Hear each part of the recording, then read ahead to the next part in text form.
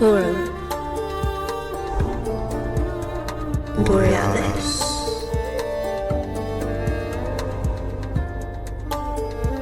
Paradigm Expansion.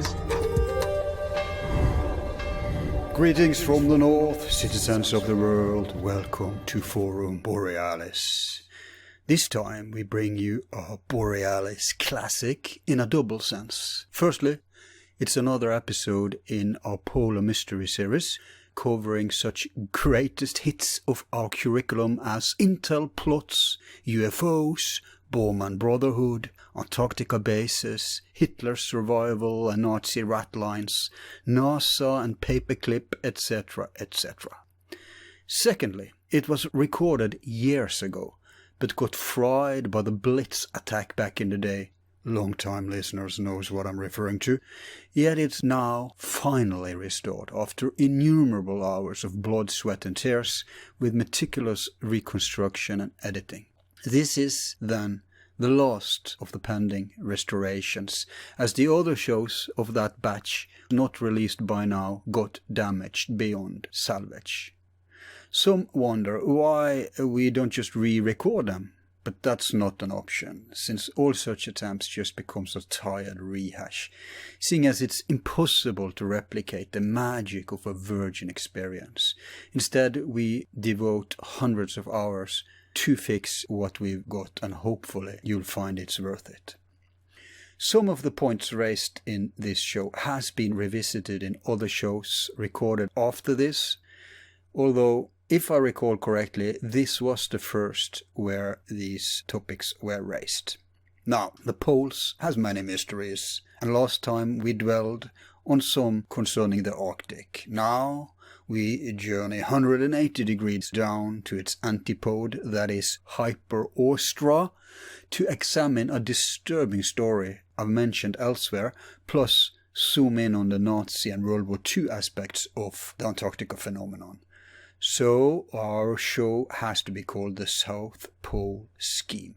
And the returning guest I'm conversing with is Harry Cooper, president of Shark Hunters and adept on World War II history. He has a background as a special weapons expert in the US Air Force, which he joined right after college. Later, he moved on to become a businessman and worked for many years as a regional vice president of a large corporation. At the same time, he was also a professional race car driver for many years, achieving a number of national records, while also being columnist, technical editor and feature editor for various international magazines within that field, and eventually a TV newscaster on motorsports. He even published a book aimed at aiding aspiring racers financially. Later in life he became a district publications officer and a flotilla commander in the US Coast Guard. He also serves on the Veterans Advisory Board of the 5th Congressional District. He has received many distinctions. He is a life member of the prestigious Adventurers Club in Chicago, Commissar of the Soviet Union for the Peace to the Oceans Committee, Honorary Submarine Officer in the Russian Navy, got the Admiral Kuznetsev Medal for his international humanitarian service, Ambassador to Ulrichsberg and the Grand Ulrichsberg Badge in gold, the Landesehrenzeichen Award in gold, Knight of Landskron Castle, Kentucky Medal of Distinction, listed in the International Who's Who of World Business Leaders, and also listed in the Who's Who in America, and even nominated by the American Biographical Institute to Man of the Year for 2011. At some point, Cooper sold everything he had, left his work, bought a 30-foot sailing yacht and became a fast liver, floating around for many years with his girlfriends. In 1979 he settled in Bahamas, which became a life-changing experience. Thanks to rumors by local inhabitants, he discovered the remains of a German submarine, which triggered his interest in U-boat history, which eventually led to him founding Shark Hunters International in 1983. This global special interests club has become the world's largest and only official site of U-boat history, with many members who are war veterans, including huge numbers of World War II retirees from the Soviet Union, US and Germany, as well as from other Axis and Allies countries. Indeed, the huge number of members includes several famous people from around the world, notwithstanding authors, historians and other types of specialists. Shark Hunters publishes not only its own U-boat magazine, Shark Hunters, but also one called Eagle Hunters, covering the aeroplane aspect.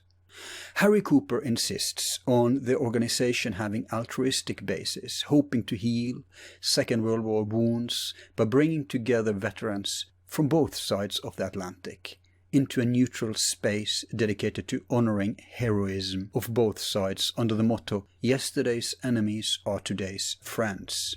Now, Shark Hunters has received criticism for not just accepting Germans but also former Nazis and SS members. Yet no criticism for accepting former Soviet Stalinists. But when the intention is to bring together old enemies as well as access rare sources of history, this is unavoidable. This is also what makes his research stand out, that he's had access to a large number of veterans and experts from both the USSR and the Third Reich, which brings about exclusive insider info that otherwise would be lost on a general researcher.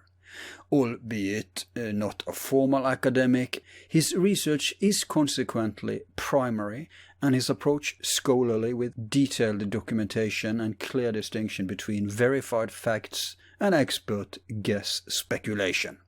Likewise, the topics in our discussion today, although touching on sensitive and contested matters politically speaking, is bereft of any political and value judgment, and as you will notice, is rather done with an historian's glasses, in an objective, fact-finding, scholarly approach.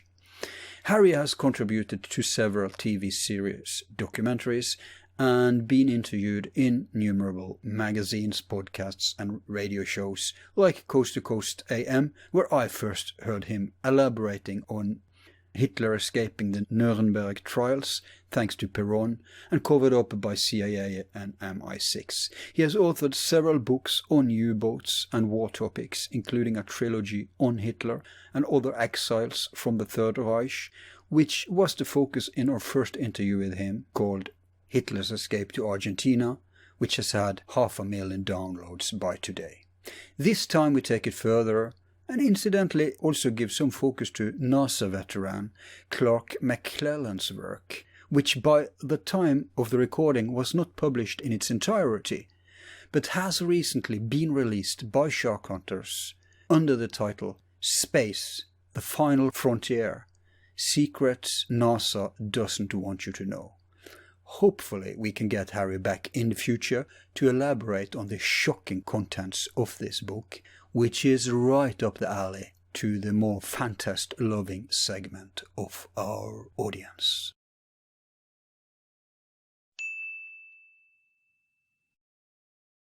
Welcome back to Forum Borealis, Harry. Happy to be back with you. And I'm so happy to have you with me today because this is one of our first programs in a series we are going to make about the polar mysteries, basically, where we're going to investigate it from all sorts of angles. And people may be surprised, why am I inviting you on for that topic? Right. But that's just because they're not updated on certain interesting developments that I'll ask you about later. But I suggest that we start musing a little around the Antarctica phenomenon. Very well. And by the way, you're such a military and history expert, so I have a question for you. Okay. Let's see if you can handle this one. What was the first country that the Germans annexated? The first one, I suspect, would be Poland. I'm disappointed. Oh. It was actually Norway. Oh, was it? Yes. No, Norway was April 1940. That's true. Well, they invaded Poland on September the 1st, 1939. That's true, but I see your Poland, and I race you with Queen Maud's land. Okay. Get it? Okay. Yeah. Well, that makes it 1938. Exactly. I said it was a trick question before we went on. Okay. Yes, and that was when they were putting out the spears for Neuschwabenland. Yep. What was that about? They were carpet bombing New Swabenland, or excuse me, Queen Maud's land with one or the other flags. That began in 1938 on the island of Trindade, not to be confused with Trinidad. This is a Brazilian possession, about 600, 700, 800 kilometers east of Rio de Janeiro, and it's a small island, 2.5 miles long by 1.5 miles wide, laying northwest to southeast, and it goes up to about 3,000 feet. And the Brazilian Navy always kept a small contingent on the island, and their whole duty was to raise the flag in the morning to show Brazil owned 200 miles of fishing around that island, and bring the flag down at night. Well, in 1938, Brazil pulled their people off the island, and 1 week later, the task force, or no, the scientific group it was not a military flotilla, it was a small flotilla of scientific ships headed by the... Yeah, because it was before the war, so... Yes, 1938. It was, the flagship was the catapult ship Schwabenland, and other support ships. They built, and I know what I'm talking about because I was there a few years ago. You can only go there with the approval and the assistance of the Brazil Navy. They were so super to me.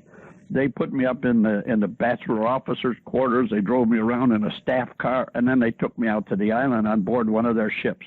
Right. Put me up out there. They were just so super. The Brazil Navy, and boy, they've got a Navy.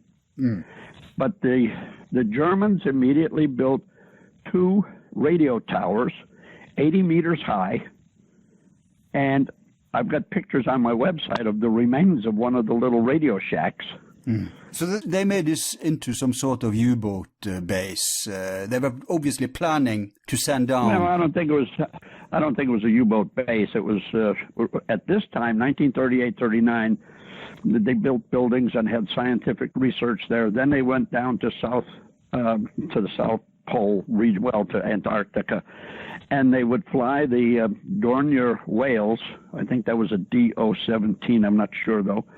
They would fly them along the border of Neuschwabenland and dropping their spears, which was a stainless steel shaft about 5.5 feet high, with a swastika stamped into the top of it. They would drop one every kilometer, and every 10 kilometers they would drop a 2-meter-high spear with a metal swastika flag on it. Well, then in 1941, the Germans just left. The Brazilians came back. There's a little marker there, which you'll see on my website, sharkhunters.com, and then you go to previous tours and go to Brazil. And then in 1945, July, 3 months after the war ended, 2 months after the war ended, Brazil pulled their navy again off the island, and Germans came to the island and were there for at least 2 years to provide fresh water, because there's creeks and streams all over there, and also food, because they had herds of goats and pigs, and also wild turtles. So this means that it was coordinated, obviously. It would have to be. It just didn't happen. Brazil did not get invaded. They pulled their people voluntarily. And so all the ships on what the Allies called the Rat Line, coming down from ports like Vigo, Spain, or Villa Garcia, or out of ports in Italy on Costa Cruise lines, they would be stopping there. Yeah, that makes sense. That makes all the sense in the world, that they wanted to have that as a part of that line. But was the first expedition to Antarctica in 38? Well, it's the first one I know about. If there was a previous one, I'm going to learn about it right now, aren't I? Yeah, no. It's not a trick question this time. I'm just wondering, because I know they had several expeditions down to Antarctica, the Germans did. Right. And they had U-boats down there as well. We've got photos of U-boats off Antarctica. We don't know which boat they were, what they were doing down there. It was just a place to hunt shipping. Not very lucrative like in the North Atlantic, but still, every ship they sank hurt the Allies. Yeah, but I know that before they went down, I think it was before, they invited Admiral Byrd on. Mm-hmm. And we've covered that with others too, but we all know that there's a lot of stories regarding Admiral Byrd and what he discovered. And no matter what actually took place, we know that Byrd was an expert on Antarctica and the Arctics. So, right. But do you know why they would interview him about this? Well, all I know is the other stories, that he was sent down there with a battle task force to do mapping.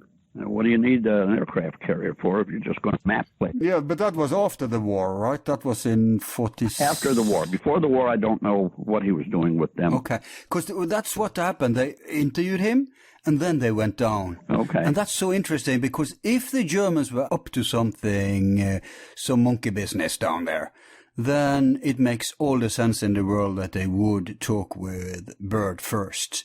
And if we see who sponsored this expedition, we see that it was Goering.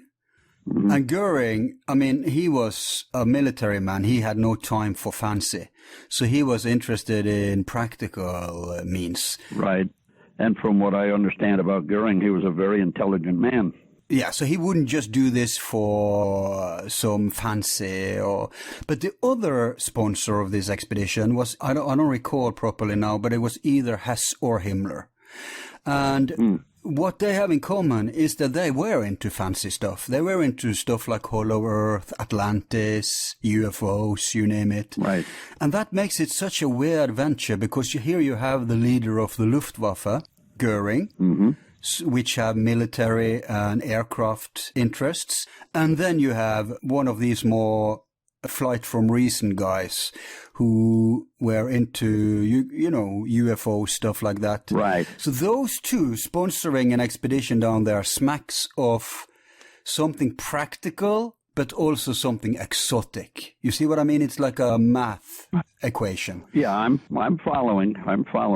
And the two offset one another, or the two complemented each other's interests. Exactly. So there has to be something in between there. And you know as well as me all the rumors about... In fact, I'd ask you, what rumors are there regarding Germans and Antarctica? I don't know if you have enough time to hear all the rumors. We can take the short version. We had an interesting possibility to get to the truth of the matter, but everybody had a bad memory. One of our guys, I can't remember I think his name was H. Keith Thompson. Mm-hmm. He was adjutant to Byrd. Wow. During this time. And this was years ago when he joined Shark Hunters, and I didn't know anything about Antarctica at the time, and he passed away. Then we find out that one of the guys who lives close to me now, he just retired and moved to about 15 miles away from me. He was on board the submarine that was attached to the fleet, USS Senate. Hang on, so the first guy, he was a part of Byrd's expedition? Yes, he was Byrd's adjutant. Right. And the second guy? He was on the submarine that was part of the fleet. The submarine USS Senate. Byrd's fleet? Yeah, he was part of Byrd's group. Ah, right. But he was a petty officer on board that submarine, and he doesn't know anything about it. And he may be telling the truth. The petty officer on board a submarine only knows what job he's supposed to do, and that's it. Then the other one, who was a good, strong, solid member, Captain Max Duncan, just told me about 6 months ago he was the executive officer on that submarine. Wow. With Byrd. So I asked him what was going on, and his first reply was he didn't really remember anything about it except they ran into some ice and banged up a propeller. He don't remember anything else. And I said, "Come on, Captain Max, it's 70 years ago. Don't give me that crap. Nobody cares anymore. Tell me." Well, then he was starting to remember things, and then unfortunately old age caught him, and he passed away about 3 months ago. Wow. Yeah. You sure it was a natural death? Oh, I imagine it was. The man was well into his late 80s, early 90s. Yeah, but that makes it very easy to finish him off, you know, if you really want to be conspiratorial here. I understand.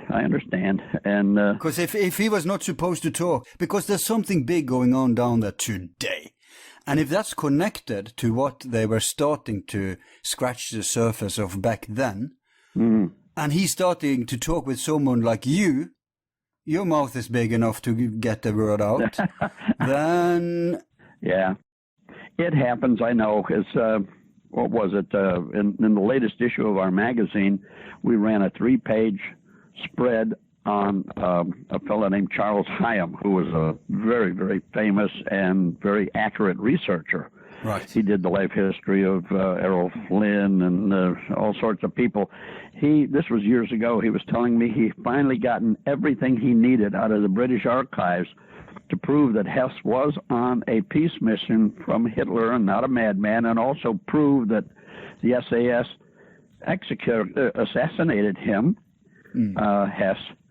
And he called me one day. He was all excited. He had the book done, the manuscript done, and he had it all bundled up, and he was going to send it off to his publisher the next day. Well, damn if he didn't wake up dead the next morning, and all his papers disappeared. Very convenient, huh? Yeah, I know. No, they are very active today. But did this chap who passed away, who was officer on the U-boat, did he get to say anything interesting? That was Captain Max. No, he just said that he was starting to remember. And that's as much as I got. Right. He was on an American submarine. You wouldn't happen to have any German members of those expeditions in your network? No, I'm afraid most of the veterans of all sides have gone. I mean, 75 years ago, the war ended. Yeah. And there's only 2 U-boat skippers still alive. One, Rudolf Ardent, was not that active, and it was at the end of the war. He was 21 years old at the end of 1944. But the other one is Captain Hartigan, who sank the first ship in American waters, Knight's Cross with Oakleaf. He just celebrated last month. Oh. He just celebrated his 104th birthday. Wow. And he's still in good shape, thank God. So he's clear in his mind and everything? Right, but he had nothing to do with the South Pole. He had 2 very successful patrols against the United States, and that was it. Then they promoted him upstairs. Right. Well, we know also that the German expeditions, I mean, they wouldn't send several expeditions if it wasn't anything valuable, anything of interest down there. And we know they did follow up with other expeditions. And then, of course, after the war, there's a lot of rumors about these things. Yeah. We know about this guy up in Canada. I forgot his name, but I think he was actually, talk about free speech, I think he was sentenced and forbidden to publish anymore. But he published a lot of books about, you know, Nazi UFOs, bases down there and stuff like that. Yeah. You probably heard about these things. Right. I don't recall the name, though, but Canada has, they don't really have quite such free speech as we're used to here. It's going on even today. Well, there's 2 points here I'll make. One, Lockheed Martin just sent out a notice they are trying to hire 1,000 more people to work down there in Antarctica. Wow. Engineers, et cetera, to do what? Well, they didn't say. No. Also, and you probably have to sign a non-disclosure agreement. Oh, I'm sure. Yeah. And not only signed the Non-Disclosure Act, I had friends who were CIA, and when they got out, their superior officer called them aside and said, you know, you signed this document, but it's only a piece of paper. Remember, accidents happen. Right. It's for life. So it's for life. And the other situation now, last year in June, I was in Monte Carlo. One of our associates, very nice lady named Annette, lived there, and she had all sorts of contacts with Prince Albert and a lot of his people, etc. So I went over, and we made the pitch. We wanted to go down to Antarctica, but you know, this is not a $5,000 or $6,000 or $7,000 operation like when I go to South America. This is major money, and we talked to one of his top people, and we pretty well had it agreed that he was going to let us use his yacht, which is the size of a cruiser. And we had agreements with some people who had industrial-size drones that we could send into places with cameras and telemetry equipment. We had security all set up with a group of guys that were going to furnish us, I think, 6 former Navy SEALs, and we had some funding all set up. Wow. And then all of a sudden, we just didn't exist anymore. They didn't call us back. They wouldn't take our calls. And I came back to the U.S., and about a month later, somebody beat her up real badly and also beat up her little dog, for God's sake, a 7-pound dog. Who, you know, fun people. Where did she live? Monte Carlo. Oh, not in America. No. Right. So, I guess we're not supposed to go to South America. Yeah. That is not, like I say, when I have an expedition to South America, $5,000, $6,000, $7,000 will take care of 2 weeks, and I learn an awful lot because we have the network established. But to Antarctica, $250,000 doesn't scratch the surface. You're looking $500,000 or more. Wow. And you know, where do you get that? Go to the government? Oh yeah, right. So the thing is that you were on your way to mount an expedition to Antarctica. Yep. And then this incident happened and stopped everything. Stopped the flow of sponsors, stopped the people who were supposed to go and everything. It just evaporated. Everything stopped. It's like we don't exist. So she was warned off there. That's a hard warning, isn't it? Yeah. Have you tried to get in touch with her after that? Yeah, but she is not real responsive. No, of course not. So yeah. So that's a hot potato. That's very interesting. I talked with a chap named Brooks Agnew, Dr. Brooks Agnew, and he have tried to mount a similar expedition to the North Pole. Oh. And he have had several opportunities. He had funding. He had scientists. And basically what they were going to do, they were going to ally with this production team that were going to put the footage live on the internet. And they were going to do science research, because even though the real reason or the deepest reason was to verify or falsify if there is an opening in the pole, you know, the hollow earth hypothesis. But even if it wasn't anything like that, they would still legitimize the mission by doing science research and having, you know, let people follow it and everything. And at every corner, they are smack down. Yeah. And he tells me it's just one more boat that can make that now that the poles are melting, and you can use one of these ice crushers, or what it's called. Yeah, icebreakers. Icebreakers, and the Russians have one of those ships. You can. Oh yeah, they've got some real excellent icebreakers. Yeah, but the problem is that for commercial purposes, there's only one left. Okay. And that's going to be dismantled. That's ordered for dismantling soon. And after that is just the military who has access. Yeah, right. Well, the military, I don't know I can't point to which country, but about 6 years ago or so, I was informed that there's a small airport as far south as you can go in Argentina, on the Tierra del Fuego area.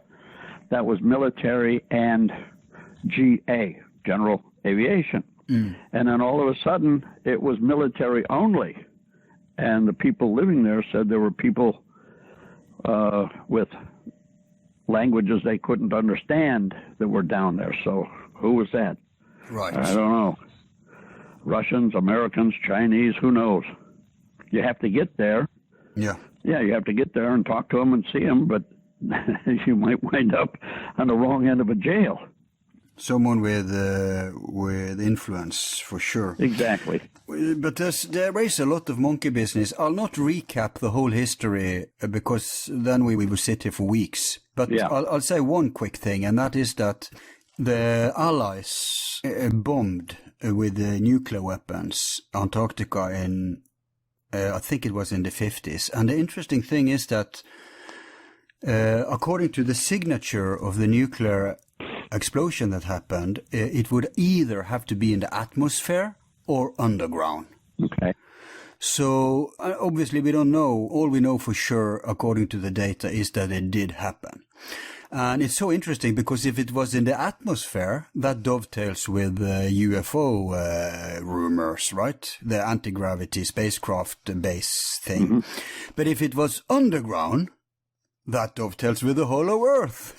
Hypothesis. Well, yeah, if it's underground, it would make a problem there for the Hollow Earth people, wouldn't it? It would. Or the German U-boats. Yeah, or whatever, yeah. Because there is rumors of U-boat bases down there, isn't it? There's rumors. I don't know whether they're true or not, but we do know, and this is where your listeners are going to think I'm going mad. No, you're just reporting it, so no problem.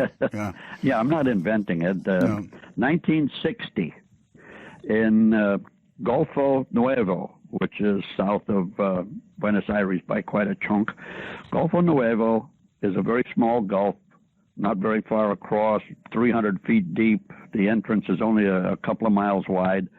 The Argentine Navy spotted what they thought was a Soviet submarine in Golfo Nuevo, and they couldn't get it. And they kept depth charging it. They couldn't get it, etc. And then finally they contacted the U.S. Navy, who sent down some of their best anti-submarine people and some of the new 600-pound depth charges, and they couldn't get it. I was in the Air Force at that time, and we were laughing because, inter-service rivalry. The Air Force probably could have got it, but the Navy, they can't get it. Well, then these submarines surfaced, two of them, and people, on the Navy ships down there, the Argentine Navy ships, they took pictures of them. And the pictures are locked up tight in the Argentine Navy archive, but somebody took sketches of them, and they were Type 21 German U-boats. Right. So, wow. And this was as late as in the 50s? 1960. 1960. Huh. Yep. The war was 15 years over. Yeah. But, and isn't it true that they also made bases in Greenland? Well, Greenland was in contention. Iceland and Greenland, the U.S. and Germany were both fighting over that, and they had facilities. Yeah, they would. But when the war moved on, Germany was getting pushed out of all these places. Yeah. The Allies, primarily the United States, was coming into Iceland and to Greenland, and pushing the German forces out. Right. But there were no pens like you see at Lorient or Brest, no pens like that. Right. No, but I know there is reports of the Germans having invested a lot of resources into making U-boat bases in Greenland before the war was over. Yeah. Probably during the 30s. Yeah, we're finding out now the Reich invested a lot of time, energy, money in a lot of places. Yeah. We found, it wasn't me, it was one of our members who's a filmmaker now, used to be a movie star. Many years ago, he found a cemetery near Belém, Brazil, which is way, way up the Amazon River. And all the graves had 2-meter high wooden crosses all with swastikas on them, and all the people there were died in 1936. Right. And there are so many blue-eyed blonde people in Argentina. Yeah. And I don't speak Spanish, but I can get along pretty well in my German down there in some of those little towns in Argentina. Oh, yeah. That's for sure. Hey, I just remembered what the guy's name was, the one who wrote about the Nazi UFOs. Okay. His name is Ernst Zundel. He's originally German. Oh, sure. I know Ernst Zundel. You know him? Yeah, well, I've never met him face to face, No. but we used to talk on the phone before he had his problem in Canada. Yeah, so have you read anything of his stuff? Yeah, and I was on his radio show twice, way back, 25 years ago. Yeah, so he's a proponent, I think, for UFOs down there. Yeah. But he hasn't told you anything? Not really. He's gotten very quiet ever since he got out of prison and moved back to his ancestral home in Germany. I'm in minor contact with his wife, who still lives here in the U.S. I met her at a gathering that Willis Carto put on with his American Free Press and the Barnes Review. Oh, must have been 20 years ago, I think. Yeah, it was 20 years ago, because it was only a couple of years after 9/11 when the Twin Towers came down. Yeah, that's 16 years ago now. Yeah. But I see that, and I think this may have been what finished him off. He was actively he was advertising an expedition to Antarctica to find bases and UFOs, and he was selling tickets for $10,000 a seat. Oh, I didn't know that. No, you should ask him about this. If he's gone quiet, it's probably because they managed to shut him up. And Yeah. he wanted also to locate the polar entrance of the Hollow Earth. And unfortunately, this expedition never took place. And this is before all the other stuff this was back in 1978. Oh, okay. So... Before I ever talked to him. Yeah, so that would be, a very effective reason to shut him up. Yeah, the problem people would have going to Antarctica, there is nothing at Antarctica that you could say you were looking for, but got lost. For instance, when I'm in Germany, I go past, there's signs that say Eingang verboten, which I know means Harry is welcome here. And there have been a couple of times I've been penetrated pretty deeply into some of these places, and the police show up. Mm-hmm. And, of course, I don't speak German anymore. It's just, howdy, Sheriff, how y'all doing? What's going on? Hey, I'm trying to find my way to the Reeperbahn. And they tell me, you stupid American, get the hell out of here. You play the stupid tourist card. Yeah. Yeah, or whatever's local, I'm looking for the Vogelhaus. And you can get away with that in a place like Germany, and we've done the same thing in South America, because there is something nearby that you could go to and claim you got lost. Yeah. But if you're in Antarctica, you're not going to go finding a restaurant down there or a resort or the Reeperbahn where you can find all the hookers. You can't say, I got lost looking for this place. If you're there, you're there to spy. Yeah. Yeah, and I can substantiate that because, first of all, Dr. Brooks, the one who wanted to have the North Pole expedition, he told me that. Would that be Jeffrey Brooks? No, Brooks Agnews. Oh, okay. Yeah. Okay, sorry. He told me that I thought the Arctic was impossible, but I know the Antarctic is impossible. Without affiliation, there is zero chance of ever getting on the continent. Yeah, and it's 6 times the size of the United States. Where do you start? Yeah. And you have to... I know many good spots to start. I mean... Yeah, but you not only have to have your expedition, you have to have the support people. You have to have refueling. You have to have food replenishment. It's made to be impossible. Yeah, but you're talking about like a real safe, big thing expedition. I'll tell you an anecdote from real life, because Norwegians, that we are very fond of going to the poles for whatever reason. Roald Amundsen did that. Yeah, and Fridtjof Nansen and all these people. So it's like a tradition for us. It's in our culture, right? Okay. And I mean, that's why one thing is owning land in the Arctic, but we even own land in the Antarctic. You're on the opposite side of where we're living. That's because we sent down all these people, the whalers.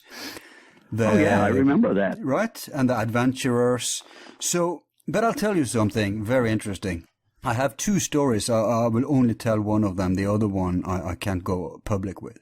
All right. But I know there is a guy who, and it's all in the Norwegian media, so there's no secret. His name is Jarle Andhøy.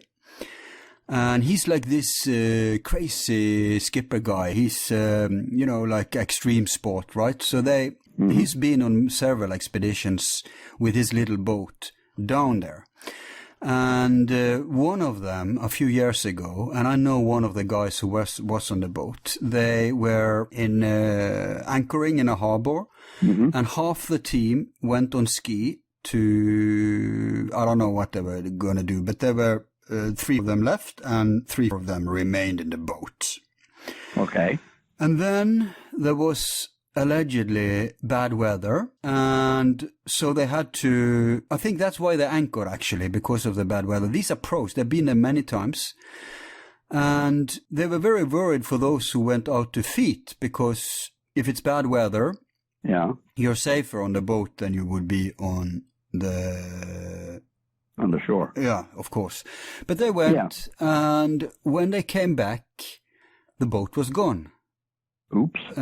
Yep, and they managed to get in touch, and they were salvaged. But I can't tell you everything publicly that this guy told me.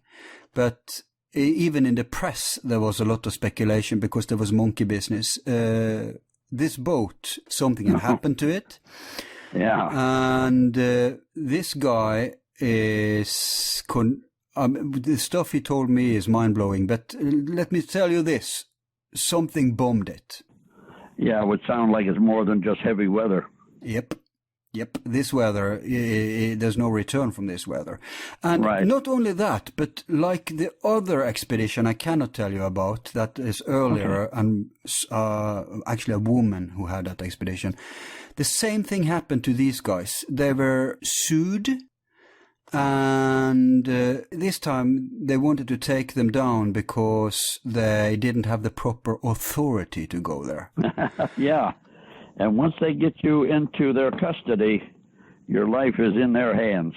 Yeah, and what happened is, so they got the bill for the rescue, and also they said, no, you didn't get the authority, the admission, basically, the approval of the Norwegian Polar something. I don't know what it's called, I forgot. And they say, but we got it, but you wouldn't give it to us, so we got it from the Argentinians. Yeah, but you got it from the wrong authority in Argentina and stuff like that. You see what I mean? It's a bureaucratic nightmare. So they are pursuing and harassing these poor survivors of this tragedy. Yep. What does that tell you? It tells me that they want these people to know they shouldn't have been there and they should not go back. Yeah. And maybe also not tell. So I imagine there was probably some heavy fines involved because they didn't. Yep.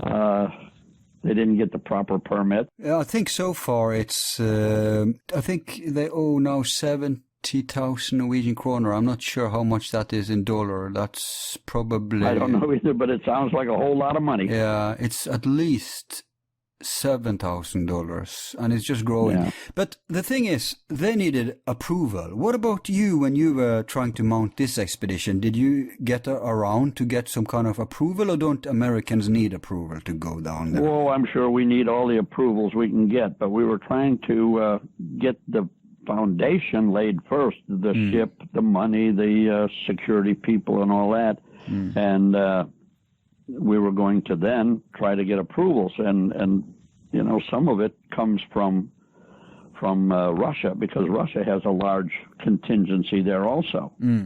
Yeah, if you can get the Russians' approval, you're good to go. But you need one of these gatekeepers' approvals. Я вас почетный русский подводник. I'm an honorary Russian submarine sailor. So you have connections there. So they would have given you maybe. Yeah, Vladimir Chernyavin, the last supreme commander of the Soviet fleet, is a member of Shark Hunters. He was on my board. Yeah, those are the guys you should have. If they were younger, you would have all the people you would need. Yeah, right. If they were younger, well, that's the best thing about getting older. You're not dead. Sure, that's the best thing. Yeah. I mean, imagine if you would get to mount such an expedition. Imagine even if you would get to go, there's so many interesting sites, because I heard you were on this radio show with this guy Rense, whatever he's called. Yep. Yeah, Jeff Rense. Yes, and you were going through a lot of pictures there with him. Oh, right. That's the new facilities down there. I think you're referring to that. No, these are old pictures. Okay. Allegedly, they are from the German expeditions down there. Okay. So, do you know where these pictures come from? We'll put them out on the video to this conversation when it's out on YouTube, so people can see them for themselves. Okay, I don't know which one. But they look very old and obscure. Right. We have.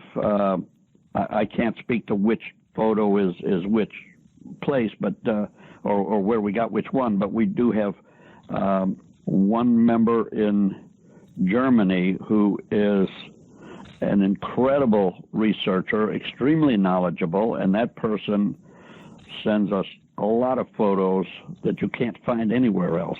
Right. And this person, I won't say he or she, this person is with a research group of people who are interested in the U-boat history and also the history of the spooks, spies, and also Antarctica. Yeah, because this goes far beyond ordinary history. We see in the pictures people in huge caves of ice. Oh, yes. We see. So he's the guy who retrieved these pictures, then. You're saying he. Yeah, well, that person. That person. Yeah. Right. We'll call that person Pizarro. That's his name with us. Her name. Yeah. Anyhow, Pizarro has the thumb in all sorts of archives that nobody ever heard of. When the Soviet Union dissolved, evaporated, they left many small archives behind. They just walked away from them. Right. And there's a lot of stuff that this agent and his group have pulled together. So you believe these are genuine? I mean, they look very, very genuine. They look like old pictures from the 30s. Oh, absolutely, I believe it. This person has never sent us anything wrong. Everything and. Go ahead. Yeah, are these pictures why you wanted to mount the expeditions? Is that what triggered you? No. These pictures were only one piece of the puzzle. The reason was that we wanted to get down there and see what was truly there. There's theories all over the place, and nobody has any proof for any of these theories, and I wanted to get down there and find out what was the true story. Is there a hollow earth? Is there a hole in the ground? I don't know. Is there flying saucers? I don't know. There was a time when I would have said, this is preposterous. It's ridiculous. But I've learned now over the years that whenever there's smoke, if you look hard enough, you're going to find fire somewhere. Yeah. So maybe it is a hollow earth. I wouldn't bet that it is, but maybe there's flying saucers. Maybe there's reptilians. I don't know. Maybe there's liberal Democrats down there. If that's the case, we can... In the form of American military. Right. Because they pretend that Antarctica is this, it's untouchable and it's pristine. That's bullshit. There's a lot of military and scientific stuff going on. That's as phony a story as global warming. It's pristine. We can't mess with it. Horse feathers. And I'm finding out there's some other crazy treaties in effect. I suggested to one of the people we were talking to that, people are worried that the polar bear is going to become extinct. I said, why don't they grab a bunch of polar bears and move them down to Antarctica? Yeah. They would thrive greatly, eating all them penguins and stuff. No, there's a treaty by which no nation is allowed to move polar bears from the Arctic to the Antarctic. Wow. Is that actually a rule? What's this? I don't know what the reason That is. never stopped people from moving animals and plants across continents before. Right, but this is a different continent. This is this is Antarctica. You can't just move in and out of Antarctica like you would Belgium, the Netherlands, Norway, the United States, Arizona. You can't just move in and out. No, but I bet. I'm sure if you come there with a ship, there's going to be umpty thousands of sensors seeing you coming over there, and you're going to have a reception there when you come ashore. Yeah, indeed. And if you are as bold as these guys I told you about, and if they stumble over something they shouldn't have seen, take them out. Yeah. I mean, we're isolated. You can't just phone home for help. Well, we have another agent who still today works for Die Spinne, which is part of O.D.E.S.S.A, which is still in operation. And this person told me that if I go to Antarctica, I am never coming back. Right. I don't like that. No. I like to come back here. I don't like cold. I like Florida. Yeah, but it didn't stop you. It didn't stop you from trying. Well, that's true. And I've never been dead, but I bet I'd hate it. Never say never. True. Well, I'm going to be dead someday, but I'm going to put it off as long as I can. Of course. But on the other hand, we can't just roll around and play dead. We have to fight for truth, which I believe you do in your way. And we have to also put up a fight against this tyranny. Now, when I look at these pictures, I also see fjords. That seems very much like it's Argentina or something on the way down to Antarctica. Either that or they actually discovered the famous, Byrd reported that he saw hot zones. But it could be fjords. Right. I've read the report, and it's just so incredibly weird, it's hard to believe. Yeah, but there's two reports. There's one that's, more plausible, which is just that, I was flying over the poles and I suddenly saw green, lush lands and hot springs. And then there's the other stuff that's very weird, and that's the Hollow Earth, the alleged diaries. Yeah. One of the people we were speaking with before everything fell apart is a scientist who goes there every year, and he told us, yes, there are warm lakes down there, and our guy Pizarro gave us information on a what the heck, it's not frozen at all. It's like, I think he said, I don't have my papers in front of me, but I think he said something like 40 kilometers by 15 kilometers, and it's all sand and plants. It's something or another oasis. Wow. Bunger Oasis, I think it was, yeah.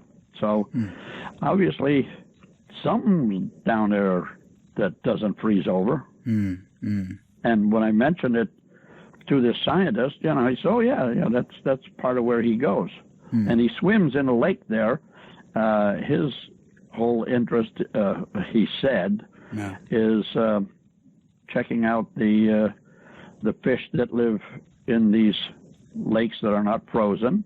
And I said, oh, good, I'd like to get there too, because I'm a certified scuba diver. No, you don't go where I go. He says, I don't want you messing up what I'm looking at. I said, well, I'm not going to mess anything up. I just want to swim. No, you can't go there.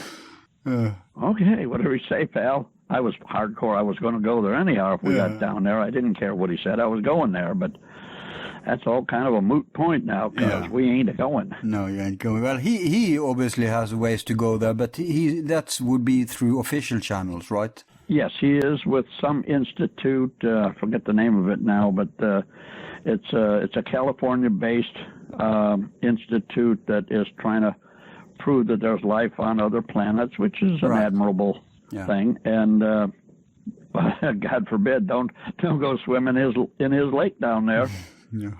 But these pictures are fantastic. We see openings, weird openings and holes. We see gigantic caves. Yeah, and another one that we didn't even post appears to have a steel cover. Now, you have no way to get the idea of dimensions there. Was it 2 feet across, or is it 2 miles across, or something in between? We have no way to tell how wide the opening is.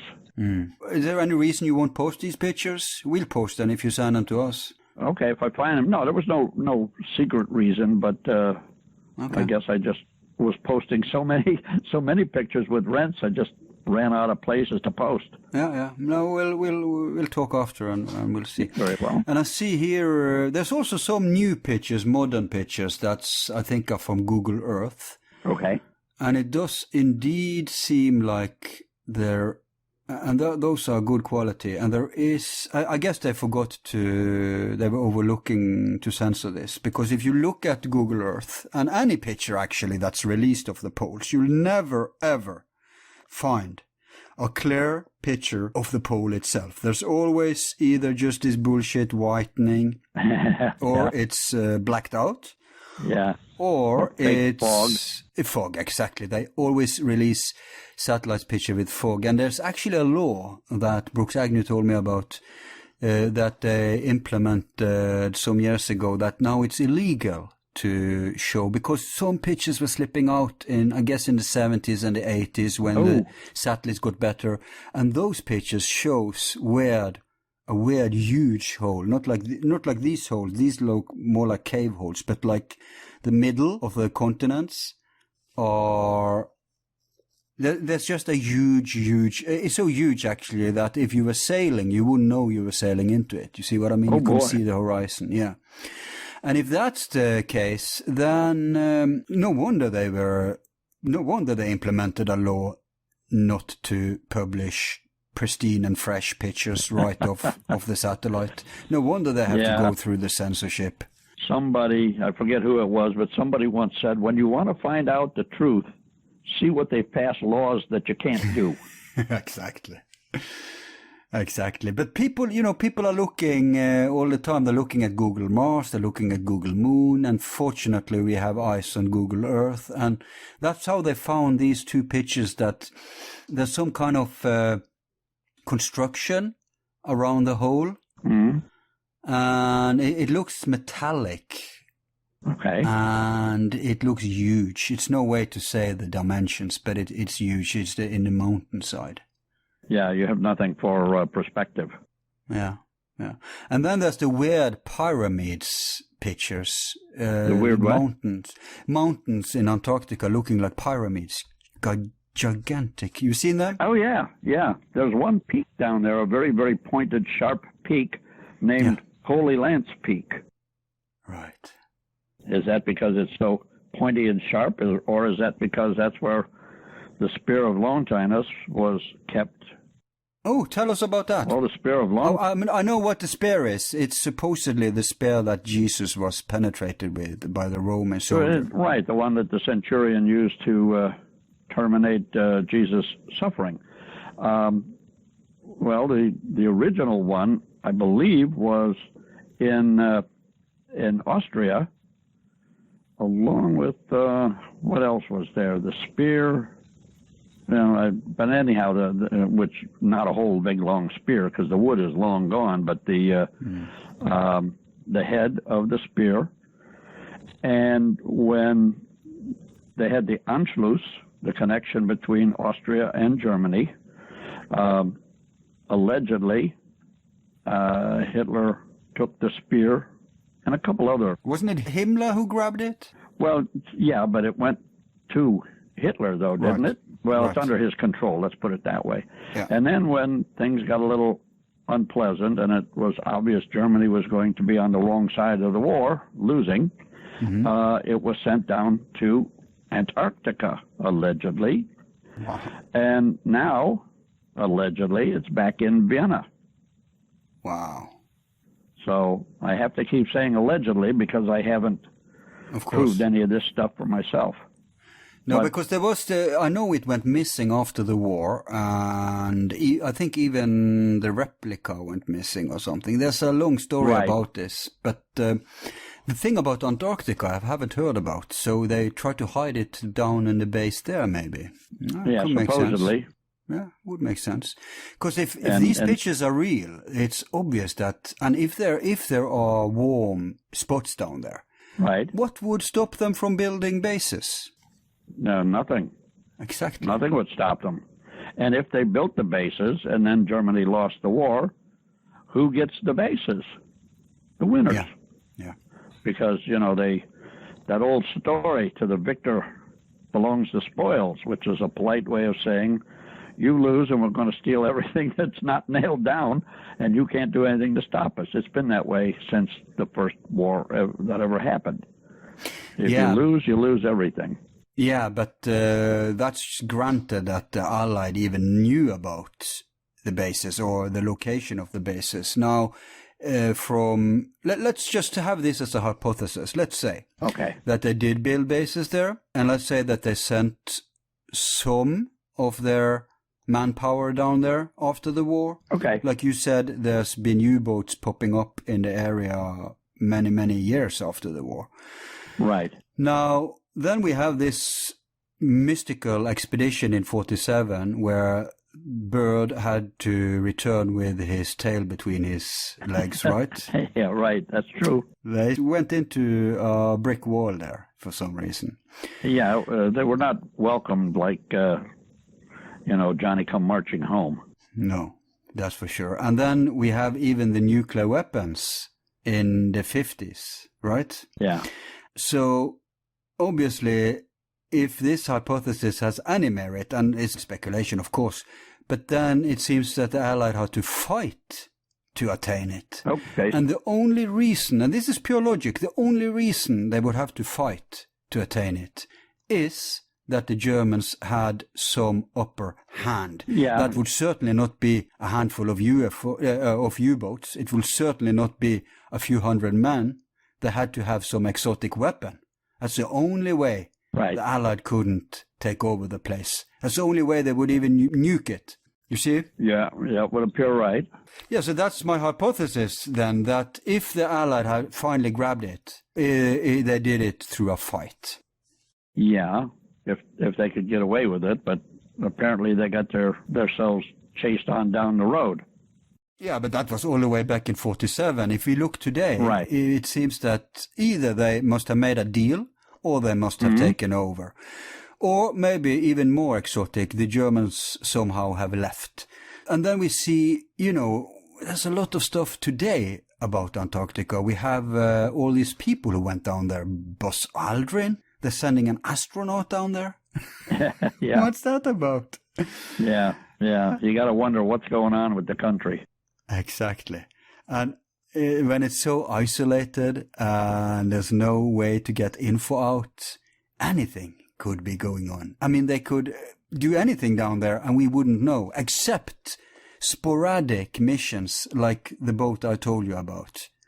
Right. But they were finished off. Well, another direction which has nothing to do with Antarctica, but it maybe points a finger.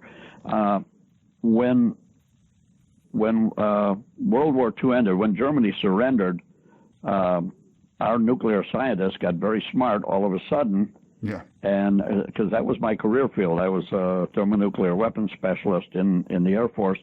And from January until June of 1958, I went through intensive training for nuclear weapons. And the first week or two, we saw films of the American nuclear project, and we were not doing very well. And all of a sudden, after Germany surrendered, our scientists were doing real well. We had lots of nuclear fissionable material, etc. So I am quite confident that the U.S. and Germany made an agreement, some kind of a quid pro quo, and Germany gave us that information if we would leave Hitler alone. So what is to prevent another type of quid pro quo from happening? Now, I'm not saying this happened. I'm just speculating. But okay, we'll help you out in Antarctica if you fill in the blanks. You know, if you let us have some of our patents back, if you help prop up some of our businesses. Just a thought. Yeah, but even selling the nuclear secrets to America, that's more or less proven. I mean, first we had De Mello on, your friend Lawrence De Mello, and she told us that the beginning of the Manhattan Project was actually stolen from the British. They invited them down, and then they said to Churchill, "Thank you very much. Now you're..." Scientists can go home. And then we, of course, have another guy, Carter Heydrich, who more or less has proven that uranium, and this famous doctor, expert on the German nuclear research program, he was shipped over to America, and maybe in the deal was that Hitler and or Bormann would get a free passage. We don't know. Right. But some kind of deal were made there. And Carter Heydrich was a member of Shark Hunters, and we helped him write his book. Yeah. And it's excellent information because he has more or less proven it. And imagine what's the price for nuclear secrets? There is no price. Exactly. So no wonder because nuclear secrets equals national survival. Yeah. Yeah. So selling that means two things we can infer from that. One, the price was very high, like Hitler can go or Bormann can go. Yeah. And two, if you sell that, you have something else up your sleeve. And of course, you know about Die Glocke, right? Oh, God, yes. Oh, God, yes. And we're trying to nail that down, too. And this fellow that lives near us, Clark McClellan, he was involved in that with the Kecksburg egg. And I also talked with Witkowski. As a matter of fact, last year when I was after I left Monte Carlo, I stopped into Warsaw and I spent an afternoon talking with Igor Witkowski, and he is I think recognized as the leading expert on Die Glocke. For sure. But I don't know if he was trying not to tell me anything or if he just didn't know the answers to my questions, but we spent a very nice 2-3 hours, and I came away wondering, what did I learn here? He speaks good enough English to communicate stuff? Oh, yes. Okay, interesting. He doesn't speak English quite as fluently as you do, but still plenty good. Way better than my German, and of course I speak no Polish at all. No, maybe we should try to get him on. But but Die Glocke, obviously, it was a project, and we have also this other project of a flying disc or anti-gravity disc. Anti-grav, yeah. Yeah, what was his name? This autodidact that digged up. Hang on, I'll Google it. I'm at a loss. Yeah, well, you know who it is. I'll probably recognize the name. Yeah, I'll find it here. His name is... And I know one of those discs, Victor Schauberger. Okay. Yeah. I've heard the name. Yeah. He was this brilliant genius. He wasn't officially trained as a scientist, but he observed nature and he figured out nature secrets. Yeah. So he made a couple of flying discs. Repulsin was one of them. Yeah. And we had this UFO expert on, and he told me, his name is Richard Dole, and he told me that he's actually touched one of these. They are in America. Oh, wow. Yeah, but they're very small. It's not, a man can't enter it. So it's more like what you call it today, a drone. Okay. But this was back in the 40s and the 30s and the 40s, right?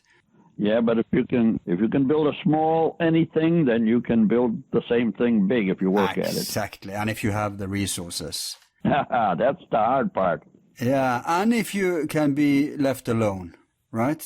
Yeah. So that's the thing. Yeah, unfortunately, if you're looking into the wrong place, you're not left alone. No, but I'm imagining a base down in Antarctica would mean you were left alone. You know, for a long time at least. Well, right, but as an explorer trying to find these bases, you're not going to be left alone. Not today. No. Not today. Correct. Not today.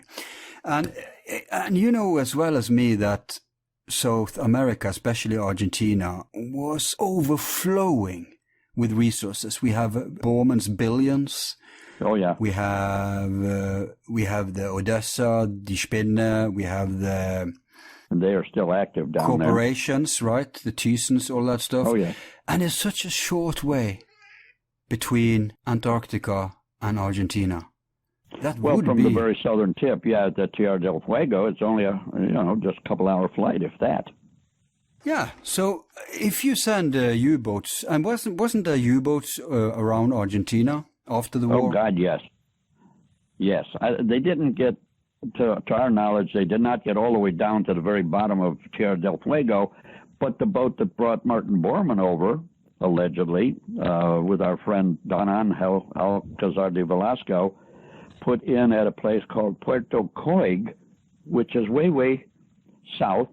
Looking on my map here, Puerto Coig, ways down there, almost down to Tierra del Fuego. Right. But they weren't operating down there because there was no shipping to attack. They operated more off of Brazil, from all along the Brazilian coast and down towards Uruguay and that area, but not so much further south because there was no shipping to attack, and they went there to attack shipping. Right. Most of them. But isn't there stories about U-boats who we couldn't account for where they were for a huge period of time? Yeah, there were a few of them, and then we were finding out that there are U-boats that didn't have numbers. One of our members, who's now passed on, was attached to a destroyer, a German destroyer at the end of the war. And his name was Karl Waldeck. And I've been in his home, I don't know how many times. He and Annie were good friends. They're both passed on now. But when I was there, he was showing me all his uniforms and everything, and he was a petty officer. And he was telling me all about his time on the destroyer at the end of the war. And finally I said, Carl, who are you kidding? Germany didn't have any destroyers at the end of the war. Oh, okay. Then he admitted that he was on one of the black boats.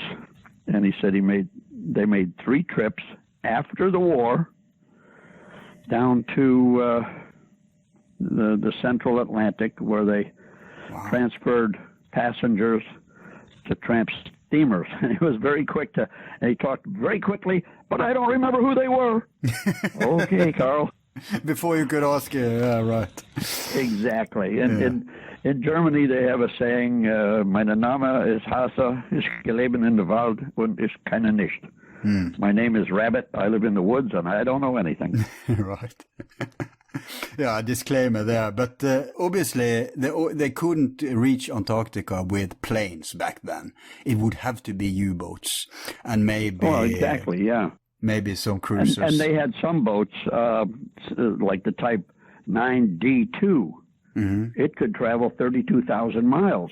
And the Earth is only 22,000 miles around the equator, so it could go a long way. Is this a U-boat or a ship? U-boat. Right. Type 9D2. Right. It was like the combat ocean-going Type 9, except they put another 25-foot-long section in there for storing, to resupply other submarines, but then it got to where they couldn't be on the surface very long, and these were used for cargo runs. They carried so much fuel they could make 32,000 miles, so they were using these to go around the Cape of Good Hope and Cape Horn, to go to, Cape of Good Hope mostly, to go into the Indian Ocean, to the Pacific, to the Japanese bases to bring supplies, etc., back and forth. But they could go anywhere with those things. And it is alleged, I don't know if we haven't found out it's true yet, it's been alleged that there were places on the Argentine coast where they could pick up some more fuel. And we know there was help down there. There was, I can't remember this general's name. It begins with an L. Anyhow, his family owned wool buying and selling facilities all through Antarctica. Every little town had a little store. They would buy the wool and send it on. And they also had a factory right on the shore where they would get seals and boil them down. It was kind of rough on the sea lion. Boil them down to get special high-quality oils. Now, why did they need oils down in South America? They didn't have that much of a need. Are we talking Tierra del Fuego? Tierra del Fuego? No, not quite that far down. Down quite a few hundred miles south of Buenos Aires, but not down to Tierra del Fuego. Now it's going to bother the heck out of me. What was that general's name? Oh well. And they had a big building in Buenos Aires, which was named for them. And I was there a year ago with my agent down there. He's my guide, and we wanted to go look through this building. And the lady in charge of the building says, "No, you can't go through there." And then he told her I was a owner of a big corporation in the United States, and I wanted to rent out a building for a big party. Oh, okay, fine. So he took us all through the building. We went to a place where Eichmann used to work. They made toilet accessories. Oh no, they wouldn't let us in. And then my friend Martin told him I was a chief engineer at a company back in the United States that made toilet accessories. Okay, come on in. And we went to a place called Luna Park, which is a big concert hall type place. And you must have seen the pictures of Madison Square Garden in the 30s with all the Nazi rallies. Well, they had the same thing in Luna Park. Down there, yeah. In the late 30s, yeah. They had huge, big Third Reich rallies, primarily the Arbeitsdienst, the workers' group. But the security didn't want to let us in until Martin told him I was a big-time Hollywood producer and I wanted to bring Justin Bieber down there. Oh, okay. Today, that's... And me, I don't speak Spanish, so I'm just standing there looking stupid. Yeah. That's probably an advantage in that context, so... Yeah. So, yeah, they were down there. And our second major book on Hitler's escape, which is called Hitler and the Secret Alliance, tells all about how Germany, primarily, also Italy, but primarily Germany, went into Argentina around 1906, 07, 08, and acquired huge tracts of land for cattle farming, sheep farming, etc., and also got involved in the banking and various corporations. And then when Bormann arrived with all his billions, allegedly he started about 750 more companies, many of which are in business today. Yeah, I've heard about that, 750. I know it's impossible, and I know there's many different figures, but what's your estimate of the economic resources under Bormann? No, I don't know the actual numbers, but there were, huge numbers of money, and that in my opinion, is how all the guys from the Third Reich were able to live comfortably in Argentina, with the exception of Eichmann, and that's another whole story. Mm-hmm. But remember, in 1945, Juan Perón was a poor colonel with no money and no property, and in 1946, he was ultra wealthy. Yeah. Well, that was right after he and Bormann got together. Yeah. Yeah, now we know that. We know also that when he went into exile in Spain, he was a billionaire. Yeah. Even back then.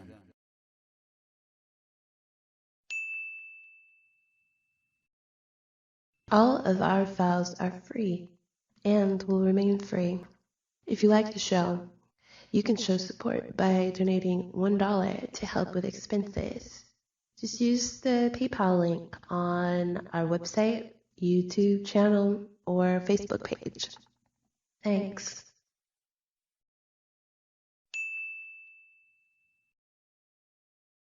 So, but let's apply logic here, Harry.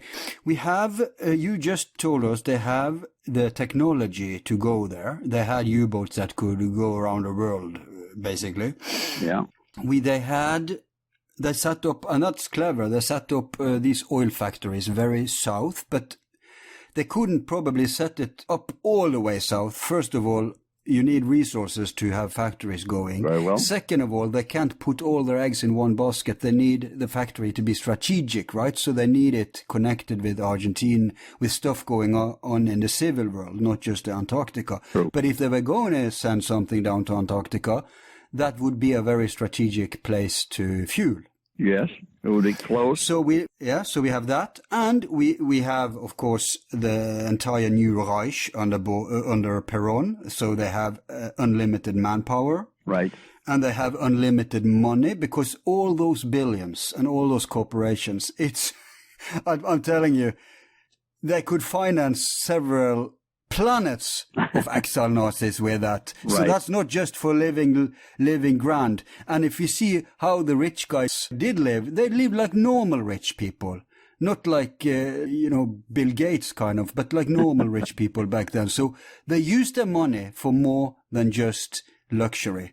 Yeah. So we have unlimited money, we have technology, we have manpower, we have resources.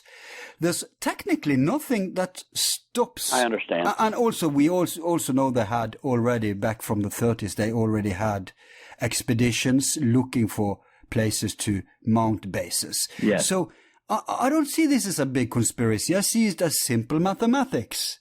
Yeah, and to your point that they did not live extravagantly, you're pretty much right. When I was there 2 years ago, Martin was taking me. He knows where all these places are.